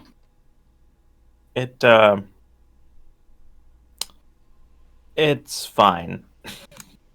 Let's leave it at that. Said by It does only get a bit people crowded. who know it's not fine. Does get a bit crowded at times, I agree. So I found this. I'll just with basically no preamble, just sort of show the recording and just say the probe was also transmitting a also contained a message which was presumably sent by somebody other than the person who wrote this one, but basically saying that they are willing to stand down and comply, but with some serious asterisks thrown on there. And I'm guessing this would be them. Does he pass over the ring? Yeah. Yes, everyone is in the room.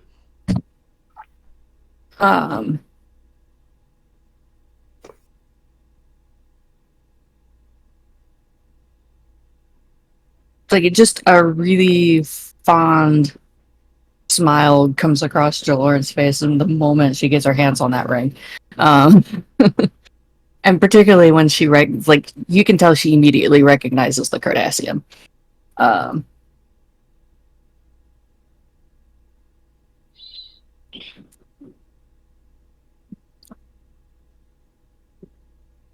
So,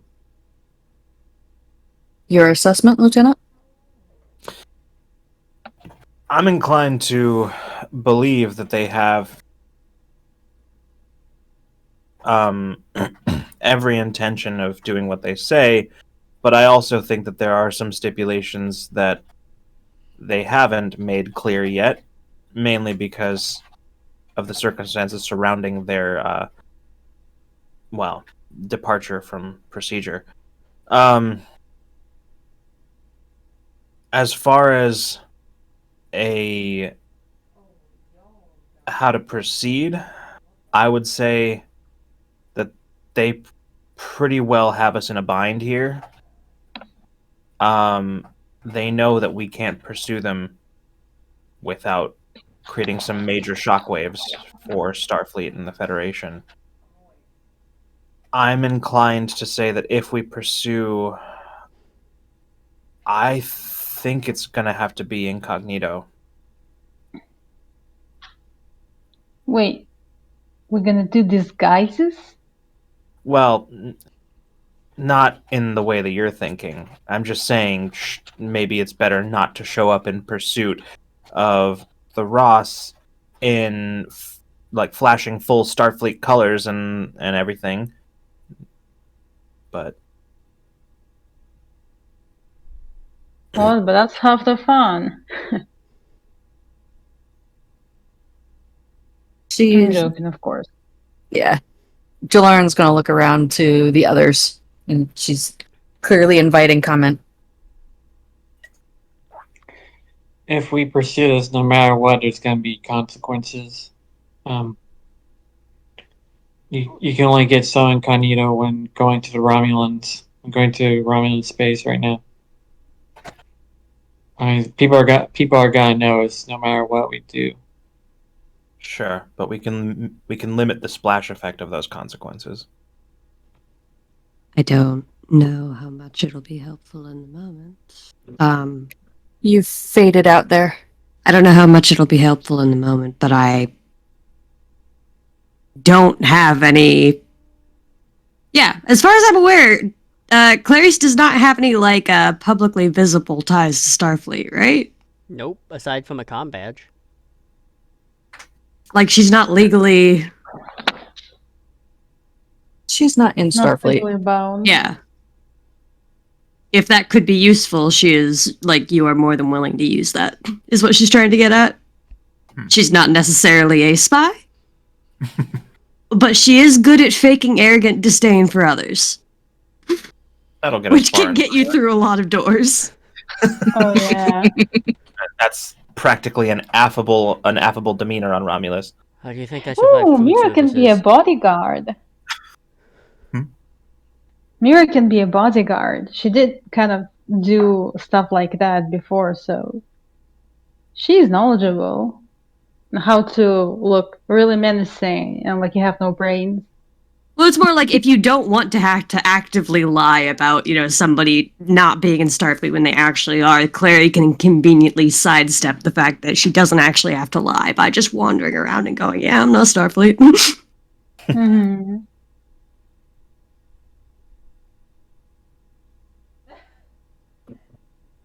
But that's just an option.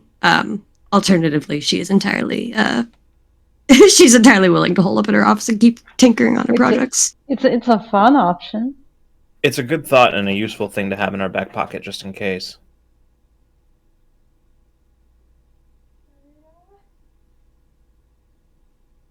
Hmm.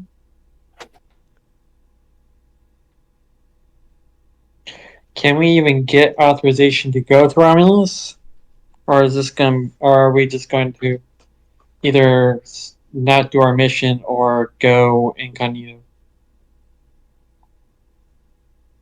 I'm asking Commander, but I'm also asking the GM. Okay, so here is where you are in this really strange hang-up here. On one hand, the Ross is to be apprehended by pretty much any means necessary. However, because of the Romulan evacuation effort being thoroughly abandoned, understandably, the Romulans are a little pissed about that. So you're in this predicament where the Ross is going to have to be apprehended at some point. However, crossing the line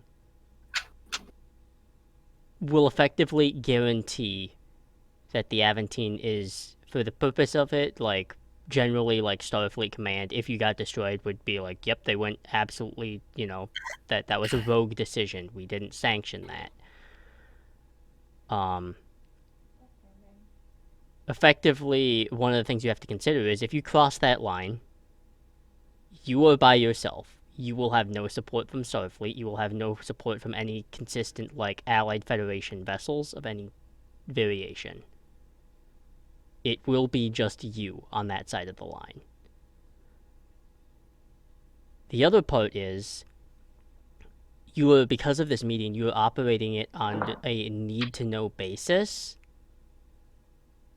It's not out of the realm of possibilities that Commander Bowers is going to have an issue with that, as well as a vast majority of the Aventine's crew.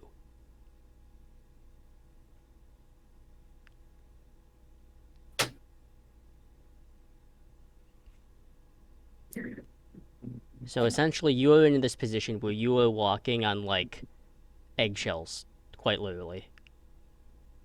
Exploding eggshells. Mm-hmm.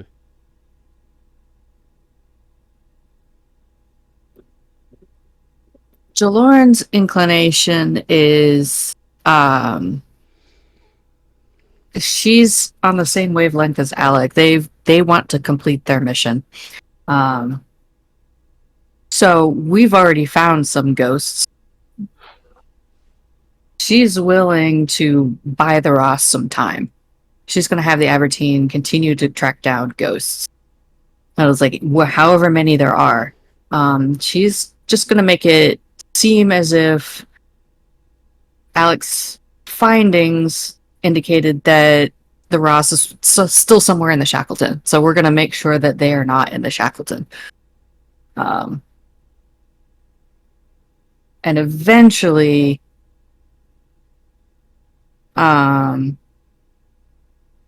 she'll have them work on figuring out, well, maybe they're not in the Shackleton. Where else would they go? But initially, at first, she wants to buy the Ross some time. Mm-hmm.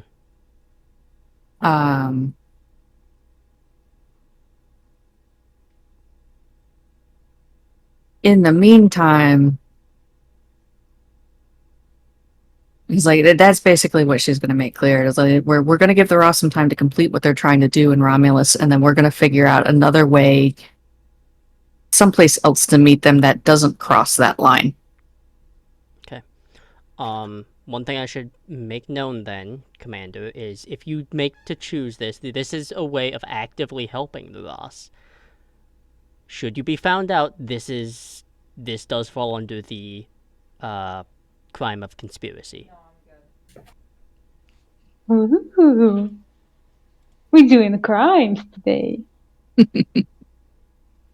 I have a question. How does Jaloryn frame doing this? Like finding, because we have frame it to telling us. Like, are you telling us that you're that you're trying to buy us time, or how are you framing this exactly? That's gonna control how Tate responds.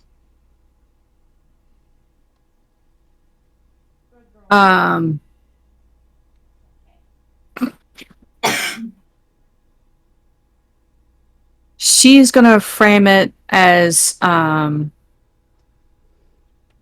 let's be certain the Ross is not in the Shackleton. She's not going to explicitly say, let's buy the Ross time. She's just going to say, it's like, we need to make certain that they're not here. Their last known location was here. So we're going to scour this place and be certain that they're not. Internally, she knows that means it's like that whole process buys the Ross time. Mm-hmm. So she's not going to say it out loud. Tate will want to talk to the commander when everyone else leaves. Okay. Like, I'm just gonna make eye contact with you and just nod, at the room when everyone else is leaving. So if we Could have I anything kind else, of lurk back as well? Yeah. Tate would want the room for just them, but you can like wait outside the door, I guess. Yeah.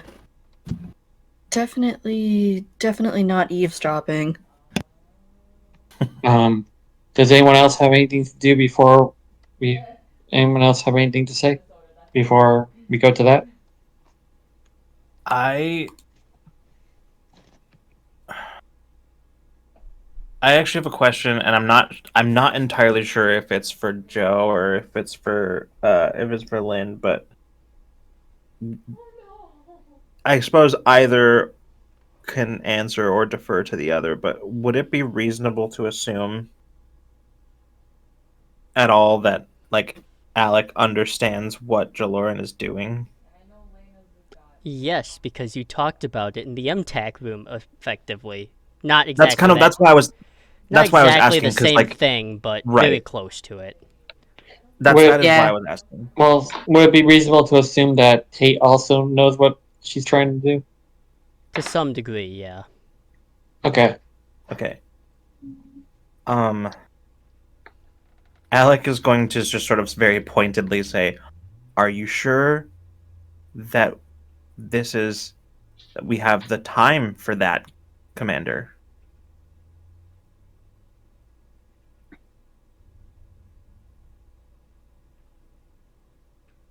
We don't, but we'll just have to make time.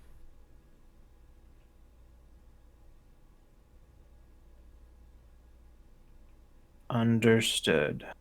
I think that's all Alec is going to say, but I think it's very clear to Jaloran that while Alec is on board in most cases, this is one where he's like sort of questioning this, but isn't going to say anything outright right now. Okay. Okay. So when everyone else leaves, and Tate closes the door behind him and looks at Jaloran. Commander, um, what are you doing? But you do realize this, that if people find out what exactly you're trying to do, that's not just heat on you. That's heat on the entire crew.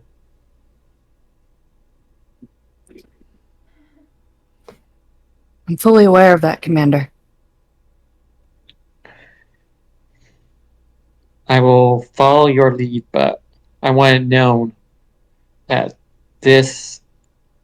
I understand what you're trying to do. I understand that the ban is wrong and that this is wrong, but I also want you to understand that my job is to my job not just to help you, but it's also to protect the crew.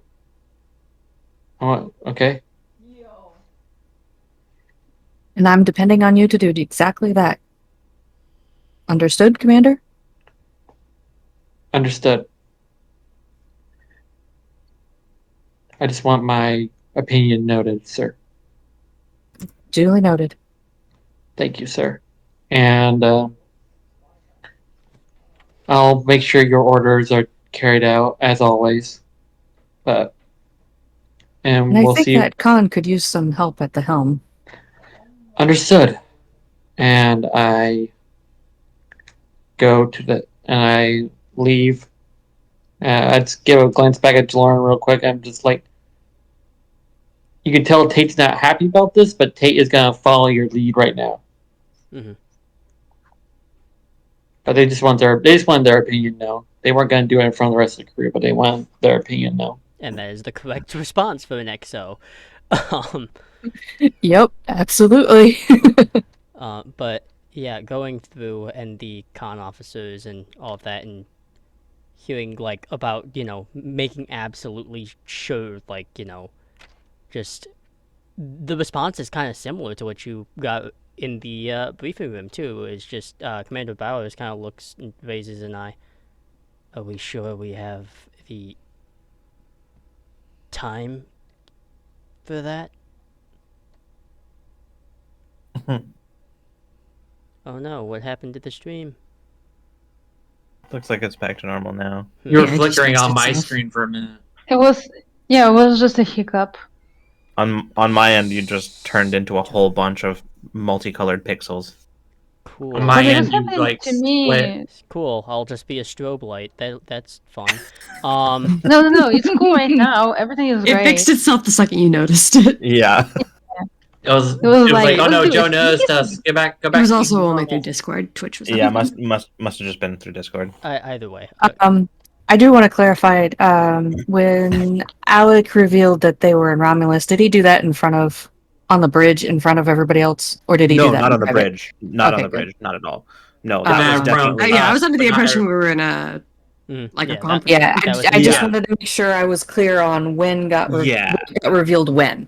Yeah. Yeah, no. I would have waited until we were in the conference room to reveal that. Okay, good. But yeah, the whole concept of like, let's make sure they're not for sure in the shackle. You kind of get the same response from Commander Bowers. Are you sure about that, Commander? The longer we...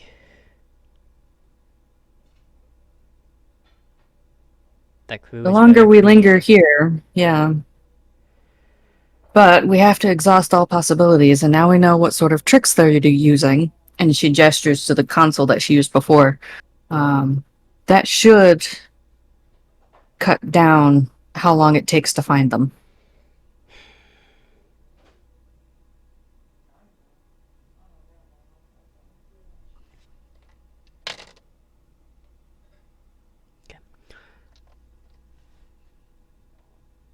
He kind of yields, but you can tell that he's definitely like knowing that you're not telling the full truth.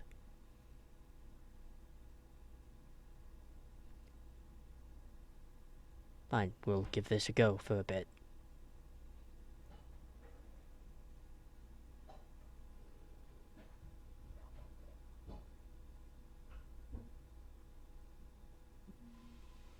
I have other things to tend to. I believe I can leave the bridge in your care, Commander Bowers.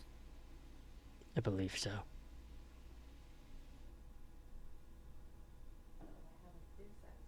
Let me know if anything else pops up. I'll keep you advised. You were going to say, Lucas? Oh, I was gonna say as soon as I am able to get Jaloryn in private, Alec is definitely gonna do that. And I think Kavai wanted to do something.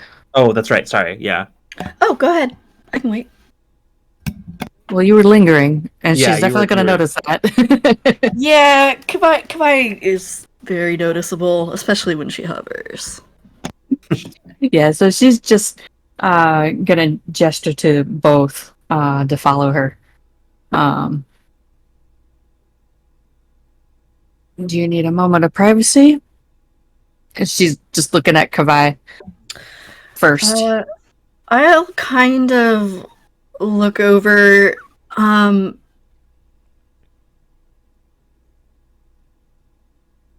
Is it? Yeah, I think she'll nod to that. Alec just nods, says, "I'll just wait here." Much obliged. So she leads them down the hallway a little bit. And it finds like a spare room to just duck into. Thank you, Commander. What's on your mind? Normally I keep my political opinions to myself, but I have to say I don't agree with pursuing the Ross if they are indeed on a evacuation order, at least on their own doing. I think it's the right thing to help Romulus. And she kind of like looks a little uncomfortable saying that. but then a slow smile sort of spreads on her face. May I speak freely, sir? Go ahead. Is this why you aren't a captain?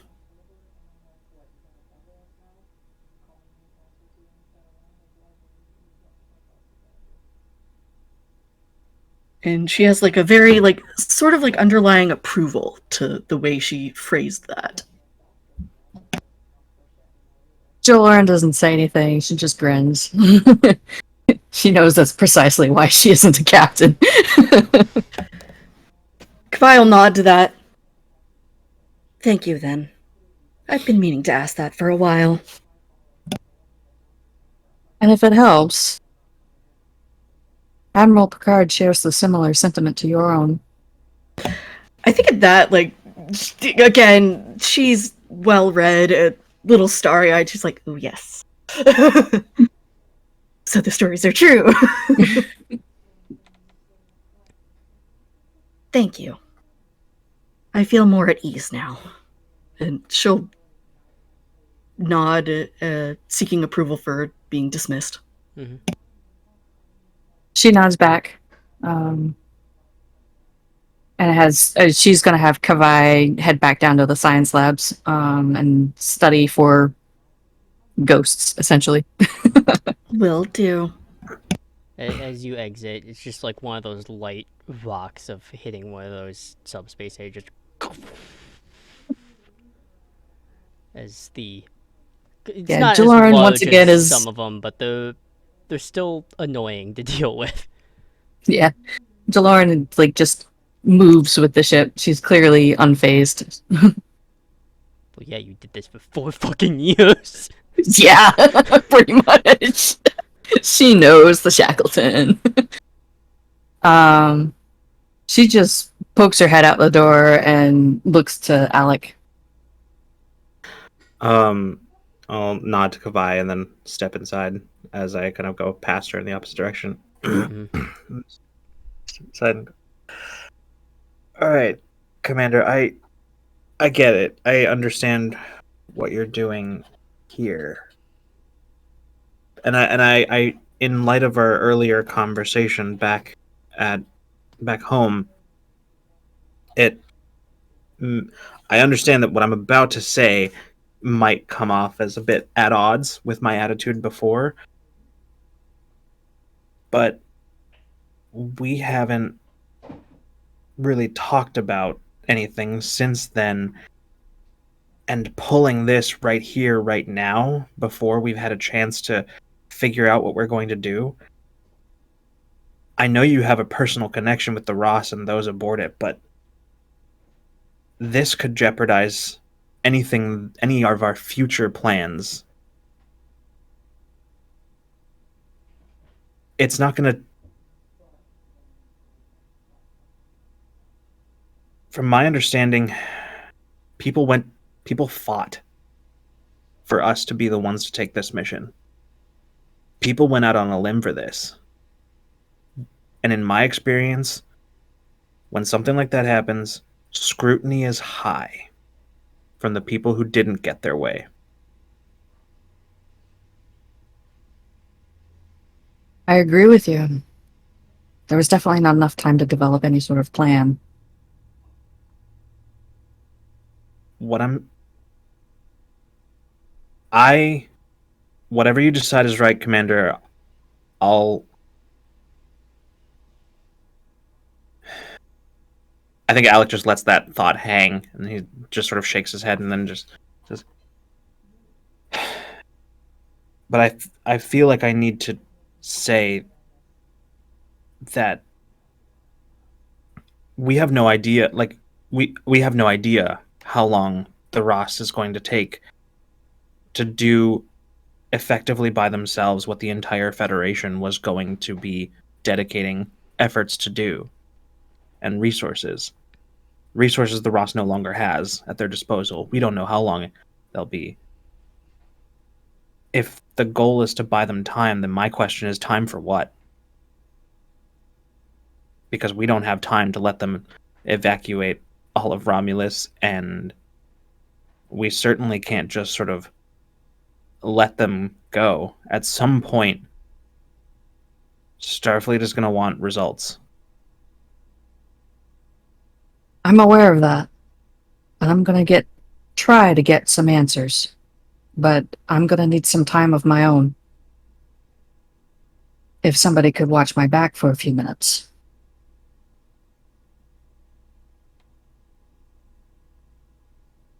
Wouldn't it be at least prudent? Now, I fully stand behind the decision to keep this ship and the people on it out of it. I stand behind that 100%. It's why I made my own suggestion. But I feel like it would be...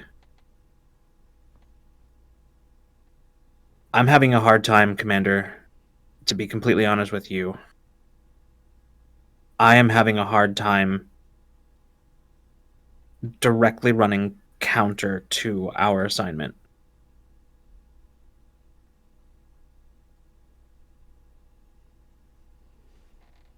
Everyone is. And we will bring it back into line soon. I just need a few minutes.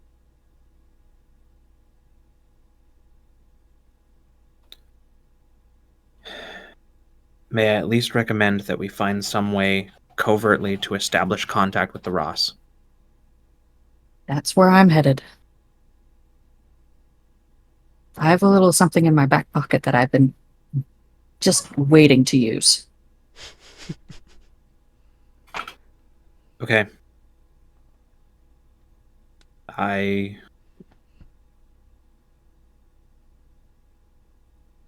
trust you, Commander. Thank you. I will say it is very obvious that there's a lot of conflict in Alec that he's not bothering to hide right now. And there are a whole lot of unspoken caveats to that last statement that he's just gonna kind of let hang. And you can kind of tell that she's keenly aware of that.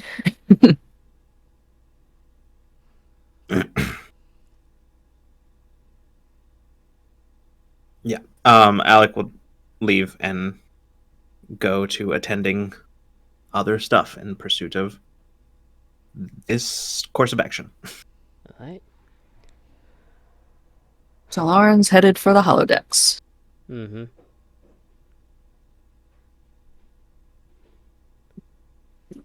The Aventine is a very special ship in having amenities for holotechs, because it actually has 3 of them. So.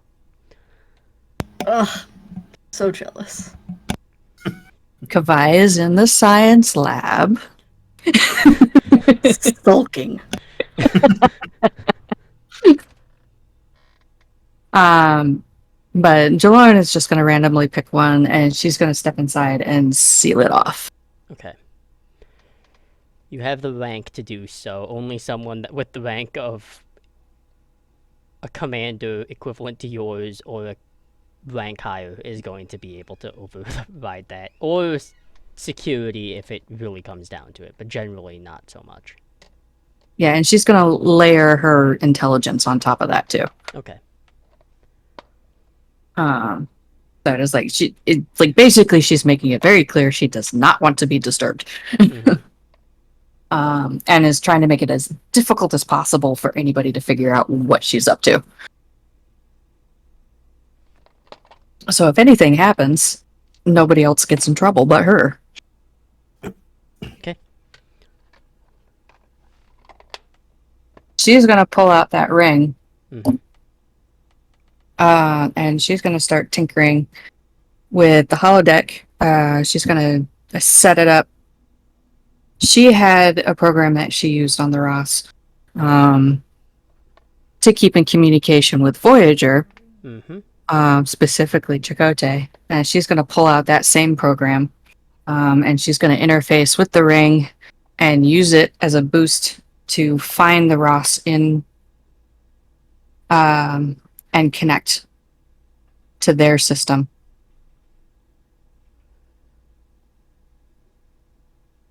Oh shit, okay. that one's just gonna happen. There's no way to reasonably predict something as absurd and ridiculous as that is going to happen. This is basically how she would do like sci-fi version of video conferencing with Chakotay. Mm-hmm. So that they could be in the same, like, somewhat sort of in the same room at the same time, but just via the holodecks. All right, yeah, you were able to connect via holodeck. So she's gonna ping a message to Exio, Okay. and she's going to encode it in a way that Exio recognizes. Okay. Any particular requests, directives, or anything of that? Um,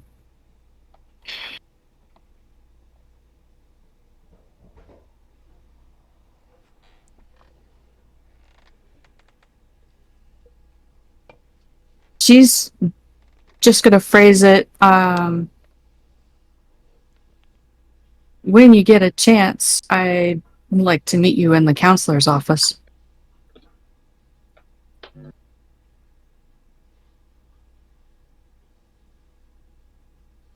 Okay. Long pause. Um, the holographic feed that you're getting, is not Exio, but it is not surprising who you see either. Definitely older than when you last saw her. Her hair has gotten a little bit longer. Has kept a professional appearance throughout, though.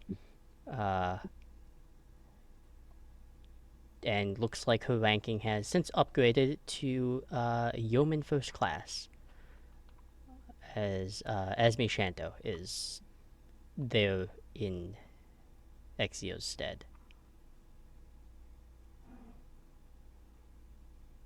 It's good to see you again. This is different. I've been fiddling with this for a while. Yeah, we noticed on our end, and I made the decision as a impromptu legal advisor that maybe I be the one to intercept the message.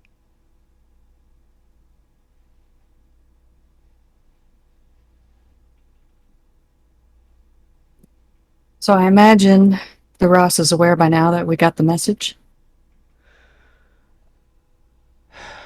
In the words of someone I hold so dear to my heart, about fucking time. How is she doing? Really leaning back on that lineage. About fucking time. Yeah.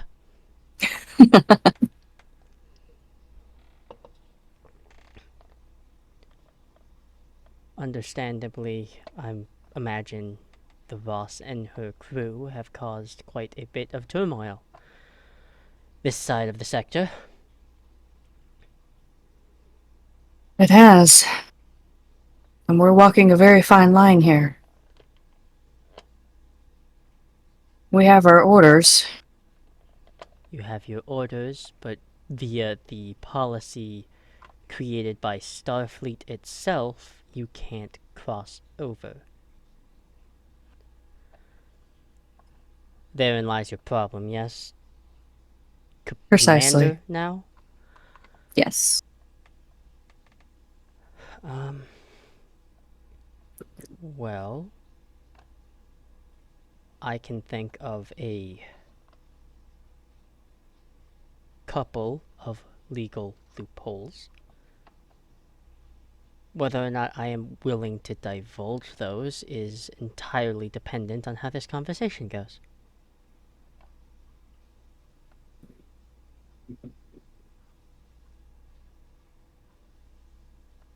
I, for one,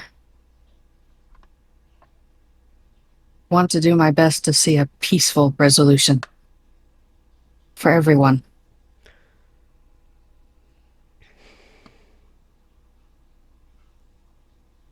I've ordered my crew to keep looking for more of the Ross's ghosts. Well, you'll find a few out there. We left quite a lot. 32 of them to be precise.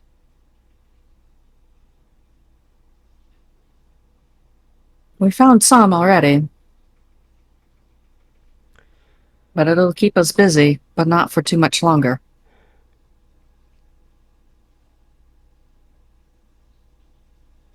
I'm guessing you got a messenger buoy. She just holds up the ring. Fair enough.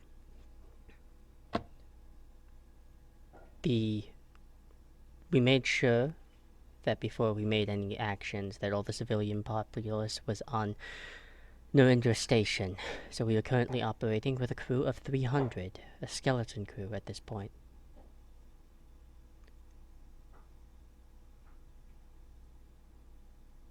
However,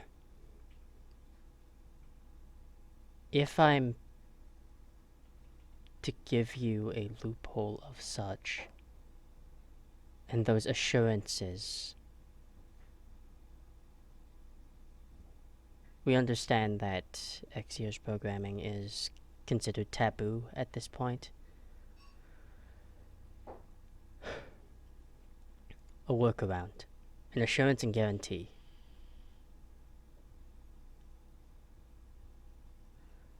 You can freeze her programming and pause it for the time being, put it in a vault to store it, however it does not to be altered, deleted, or corrupted in any form.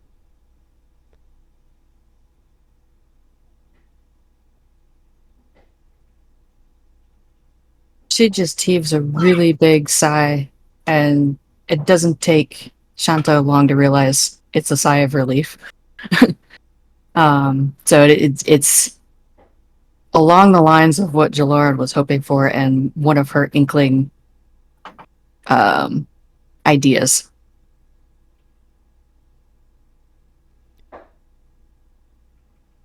That's something that I was hoping for.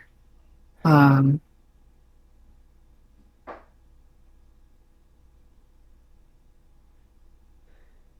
still working on plans at this point, but I definitely did not want to put Exio in any sort of jeopardy. Additionally, only the bridge crew is to be charged with any form of conspiracy, resistance, or malice, and will be court-martialed and tried accordingly under Federation law, fairly, for their actions. Every other crew member, in the commander's words, were left with no choice and coerced into such action. That can absolutely be arranged. Finally, if we are to meet your vessel,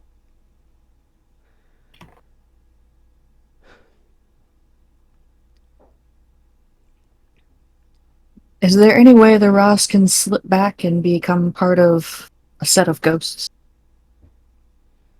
not with the current supplies that we possess. We could warp there at maximum warp. That's going to leave its own little trail, but we'll deal with those consequences. Let's...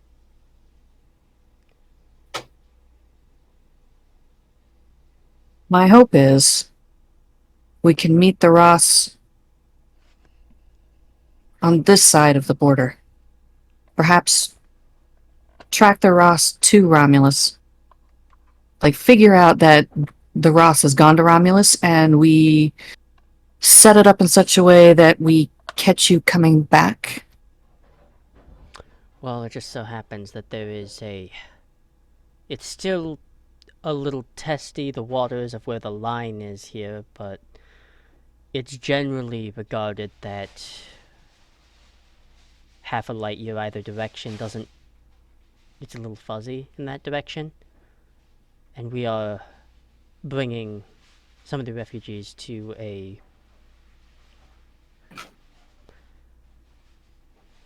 a port, as it were, so they can find refuge somewhere else.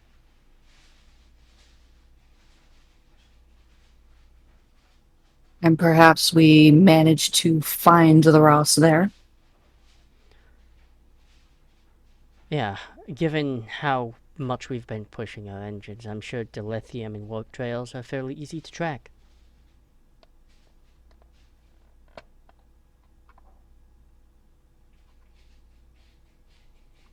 I'll figure out a way to have the Avertine stumble upon that.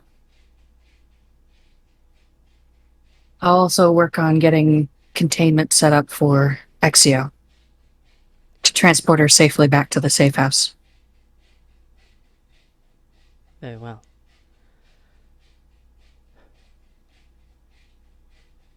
And I need this to be so explicitly clear, Commander.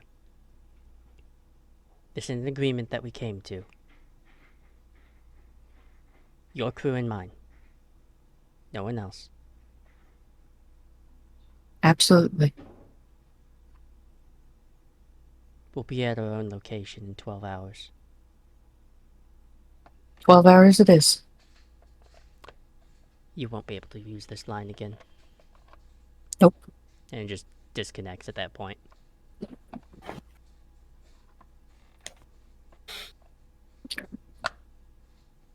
Jaloryn shuts down the holodeck and wipes everything that just happened in the last few minutes. Mm-hmm. And heads back to the bridge. Okay. Commander Bowers kind of looks at you for a moment. Are you just accepting your fate, or did something decent happen? You're a little less somber.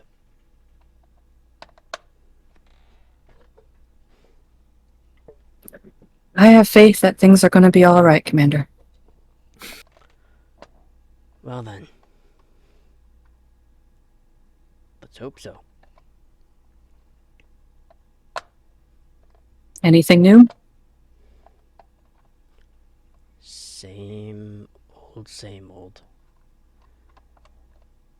How fucking dare you? I was going to say, I was trying I not had to. to. I had to. How dare you? This is a reference I don't get. For context, for anybody in chat, I put into our Discord chat, do you have faith of the heart? Making reference to the theme, the title theme for... I just got it. I just got it. Yeah, there you go. Yeah. Alright, I just got it. you're... Eventually, you actually beat the Ross to your supposed destination. Commander Bowers is a little hesitant just because of, like, you are technically crossing a little over the line. But it's following the same philosophy of, like a riverbank. Like, so far feet from the river is considered public access. It's kind of the same concept. That and a river changes every few centuries. Mm-hmm. So nobody's ever quite sure where the border is anymore. Yeah. And all of you are, for one reason or another, are aboard the bridge, and it's just this deep, kind of dark space, and just this single planet and a moon, and you're just waiting. And then there is... You saw the Ross as holograms before, but there is something more majestic when she drops out of warp this time. The kind of subtle blue glow of the secondary warp core, the orange kind of hued sovereign type deflector dish, and you can see the saucer section and everything about. She's showing age. She's definitely had a storied history as the vessel drops out of warp.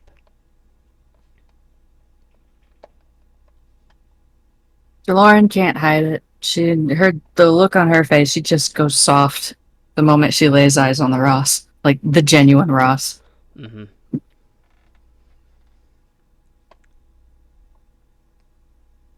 I'm so sorry. I sort of spaced out for like a second and sort of missed a moment.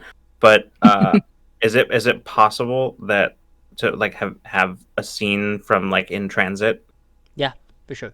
Okay, because I think like you've said before, so much has been happening since the actual attack and like rescue efforts and like everything that has happened. Like things have just been sort of been a blur and a whirlwind.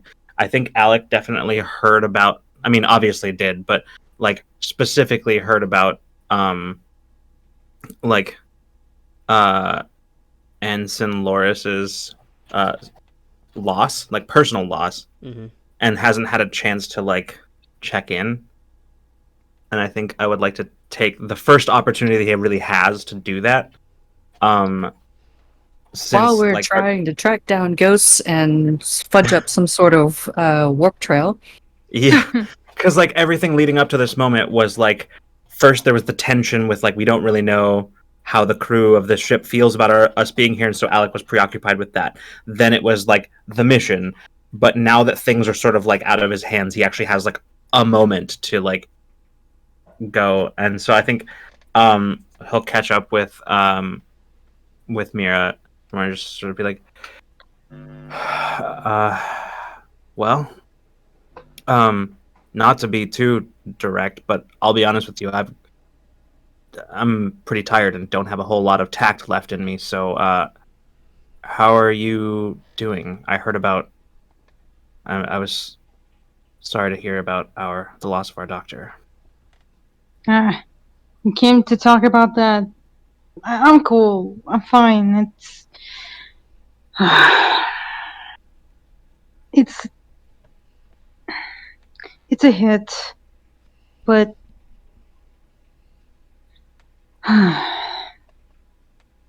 I've lost people before. Not a few times because I couldn't do anything. This time I could and I still failed. It's not something that I wasn't ready for. I knew a lot of people would die. Not by my hands, not anymore, but just because I'm not enough, you know?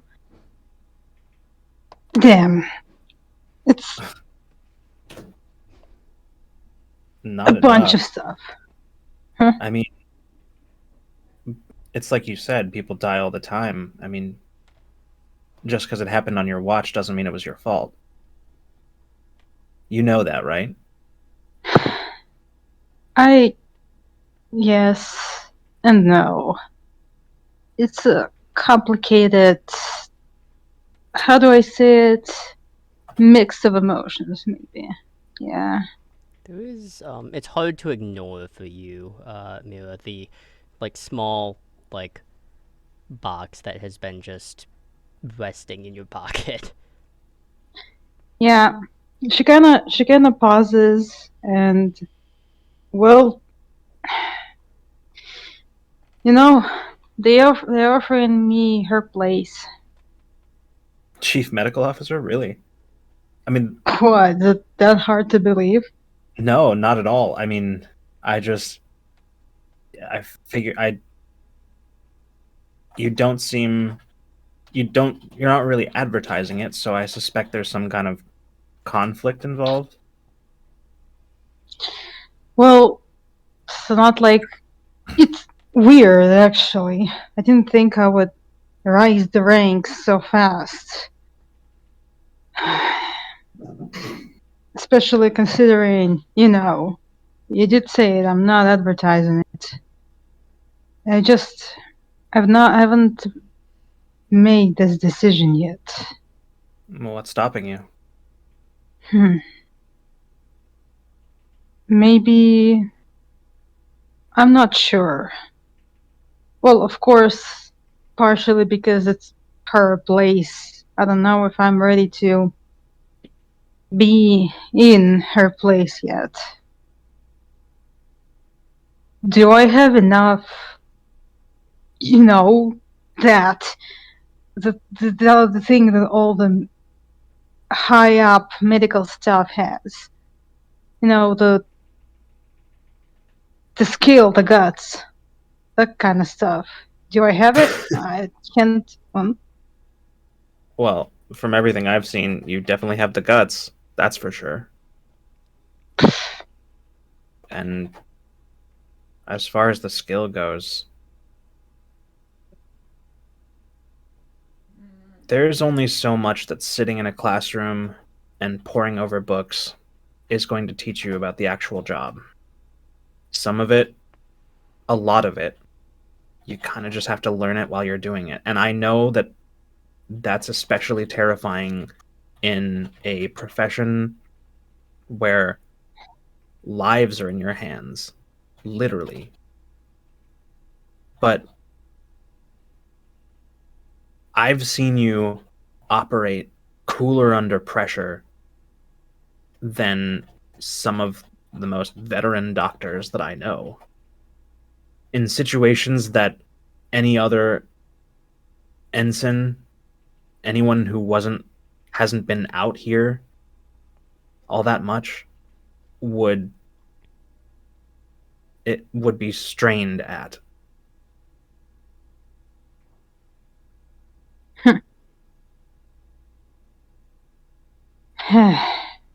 Maybe you don't feel ready. And hell, maybe you aren't, but in my personal and professional uh, opinion, I don't see a time when you're ever going to be more ready than you are now.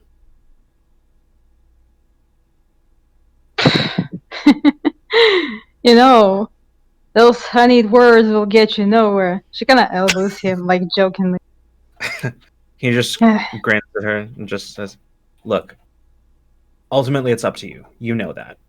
And if you really don't feel like this is your place or something that you want, then that's your decision to make. But just know that I think that you do a damn good job.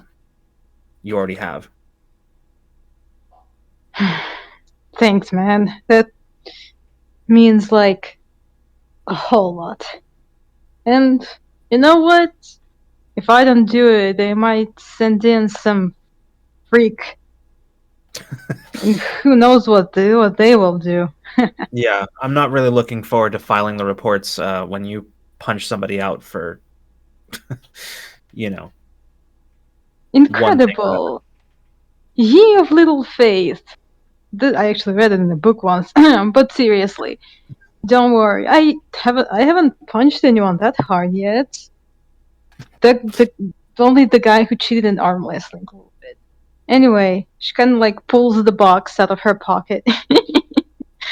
Kind of pulls the box out of her pocket, kind of tosses it upwards, catches it. All right. I mean, there's a big thing coming, so I guess I gotta hurry up so I can join y'all in a, you know, more official attire and such. I don't know what I'm talking about. I just kind of like squeeze her shoulder and just say, I think this is the beginning of an excellent career for you. With that, and those encouraging words and stuff, you have the box, you have the pip. Are you going to wait till after this mission? Nope. She's gonna. Well, I mean, she's gonna send her. How do I say it? Confirmation in as soon as possible. Okay. And like the rest, how she gets it depends on, Okay. the timing. All right then. As you kind of flash forward again to this whole conversation about being ready and kind of just taking the leap, the Ross and the Aventine are together facing each other, but not in this predicted standoff that you thought may occurred.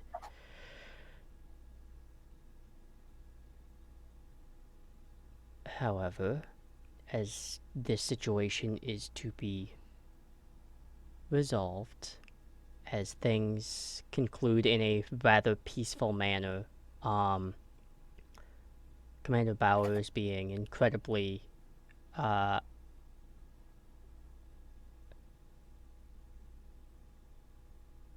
surprised at how well this worked. The mission has completed itself with very few complications, and we will revisit that during the next session.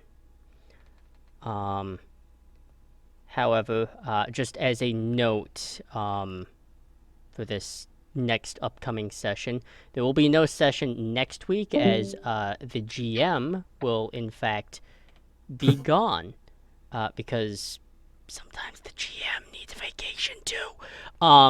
So GM talking about themselves in third person. GM who's running GM is- 4 games. GM is split personality. but either way, yes, there will be no session next week. I did read that. I'm sure there will be an interesting conversation between Dr. Atherton and Lieutenant Commander Hone. Aside from that, I suppose that I will make sure it is updated before the next session, but we do not have an Ensign Loris anymore. We have a Lieutenant Junior grade Loris, who is the Chief Medical Officer now of the Madrid Field Hell yeah. Office. Yeah, yo, More motherfuckers, bits! I'm in charge of people.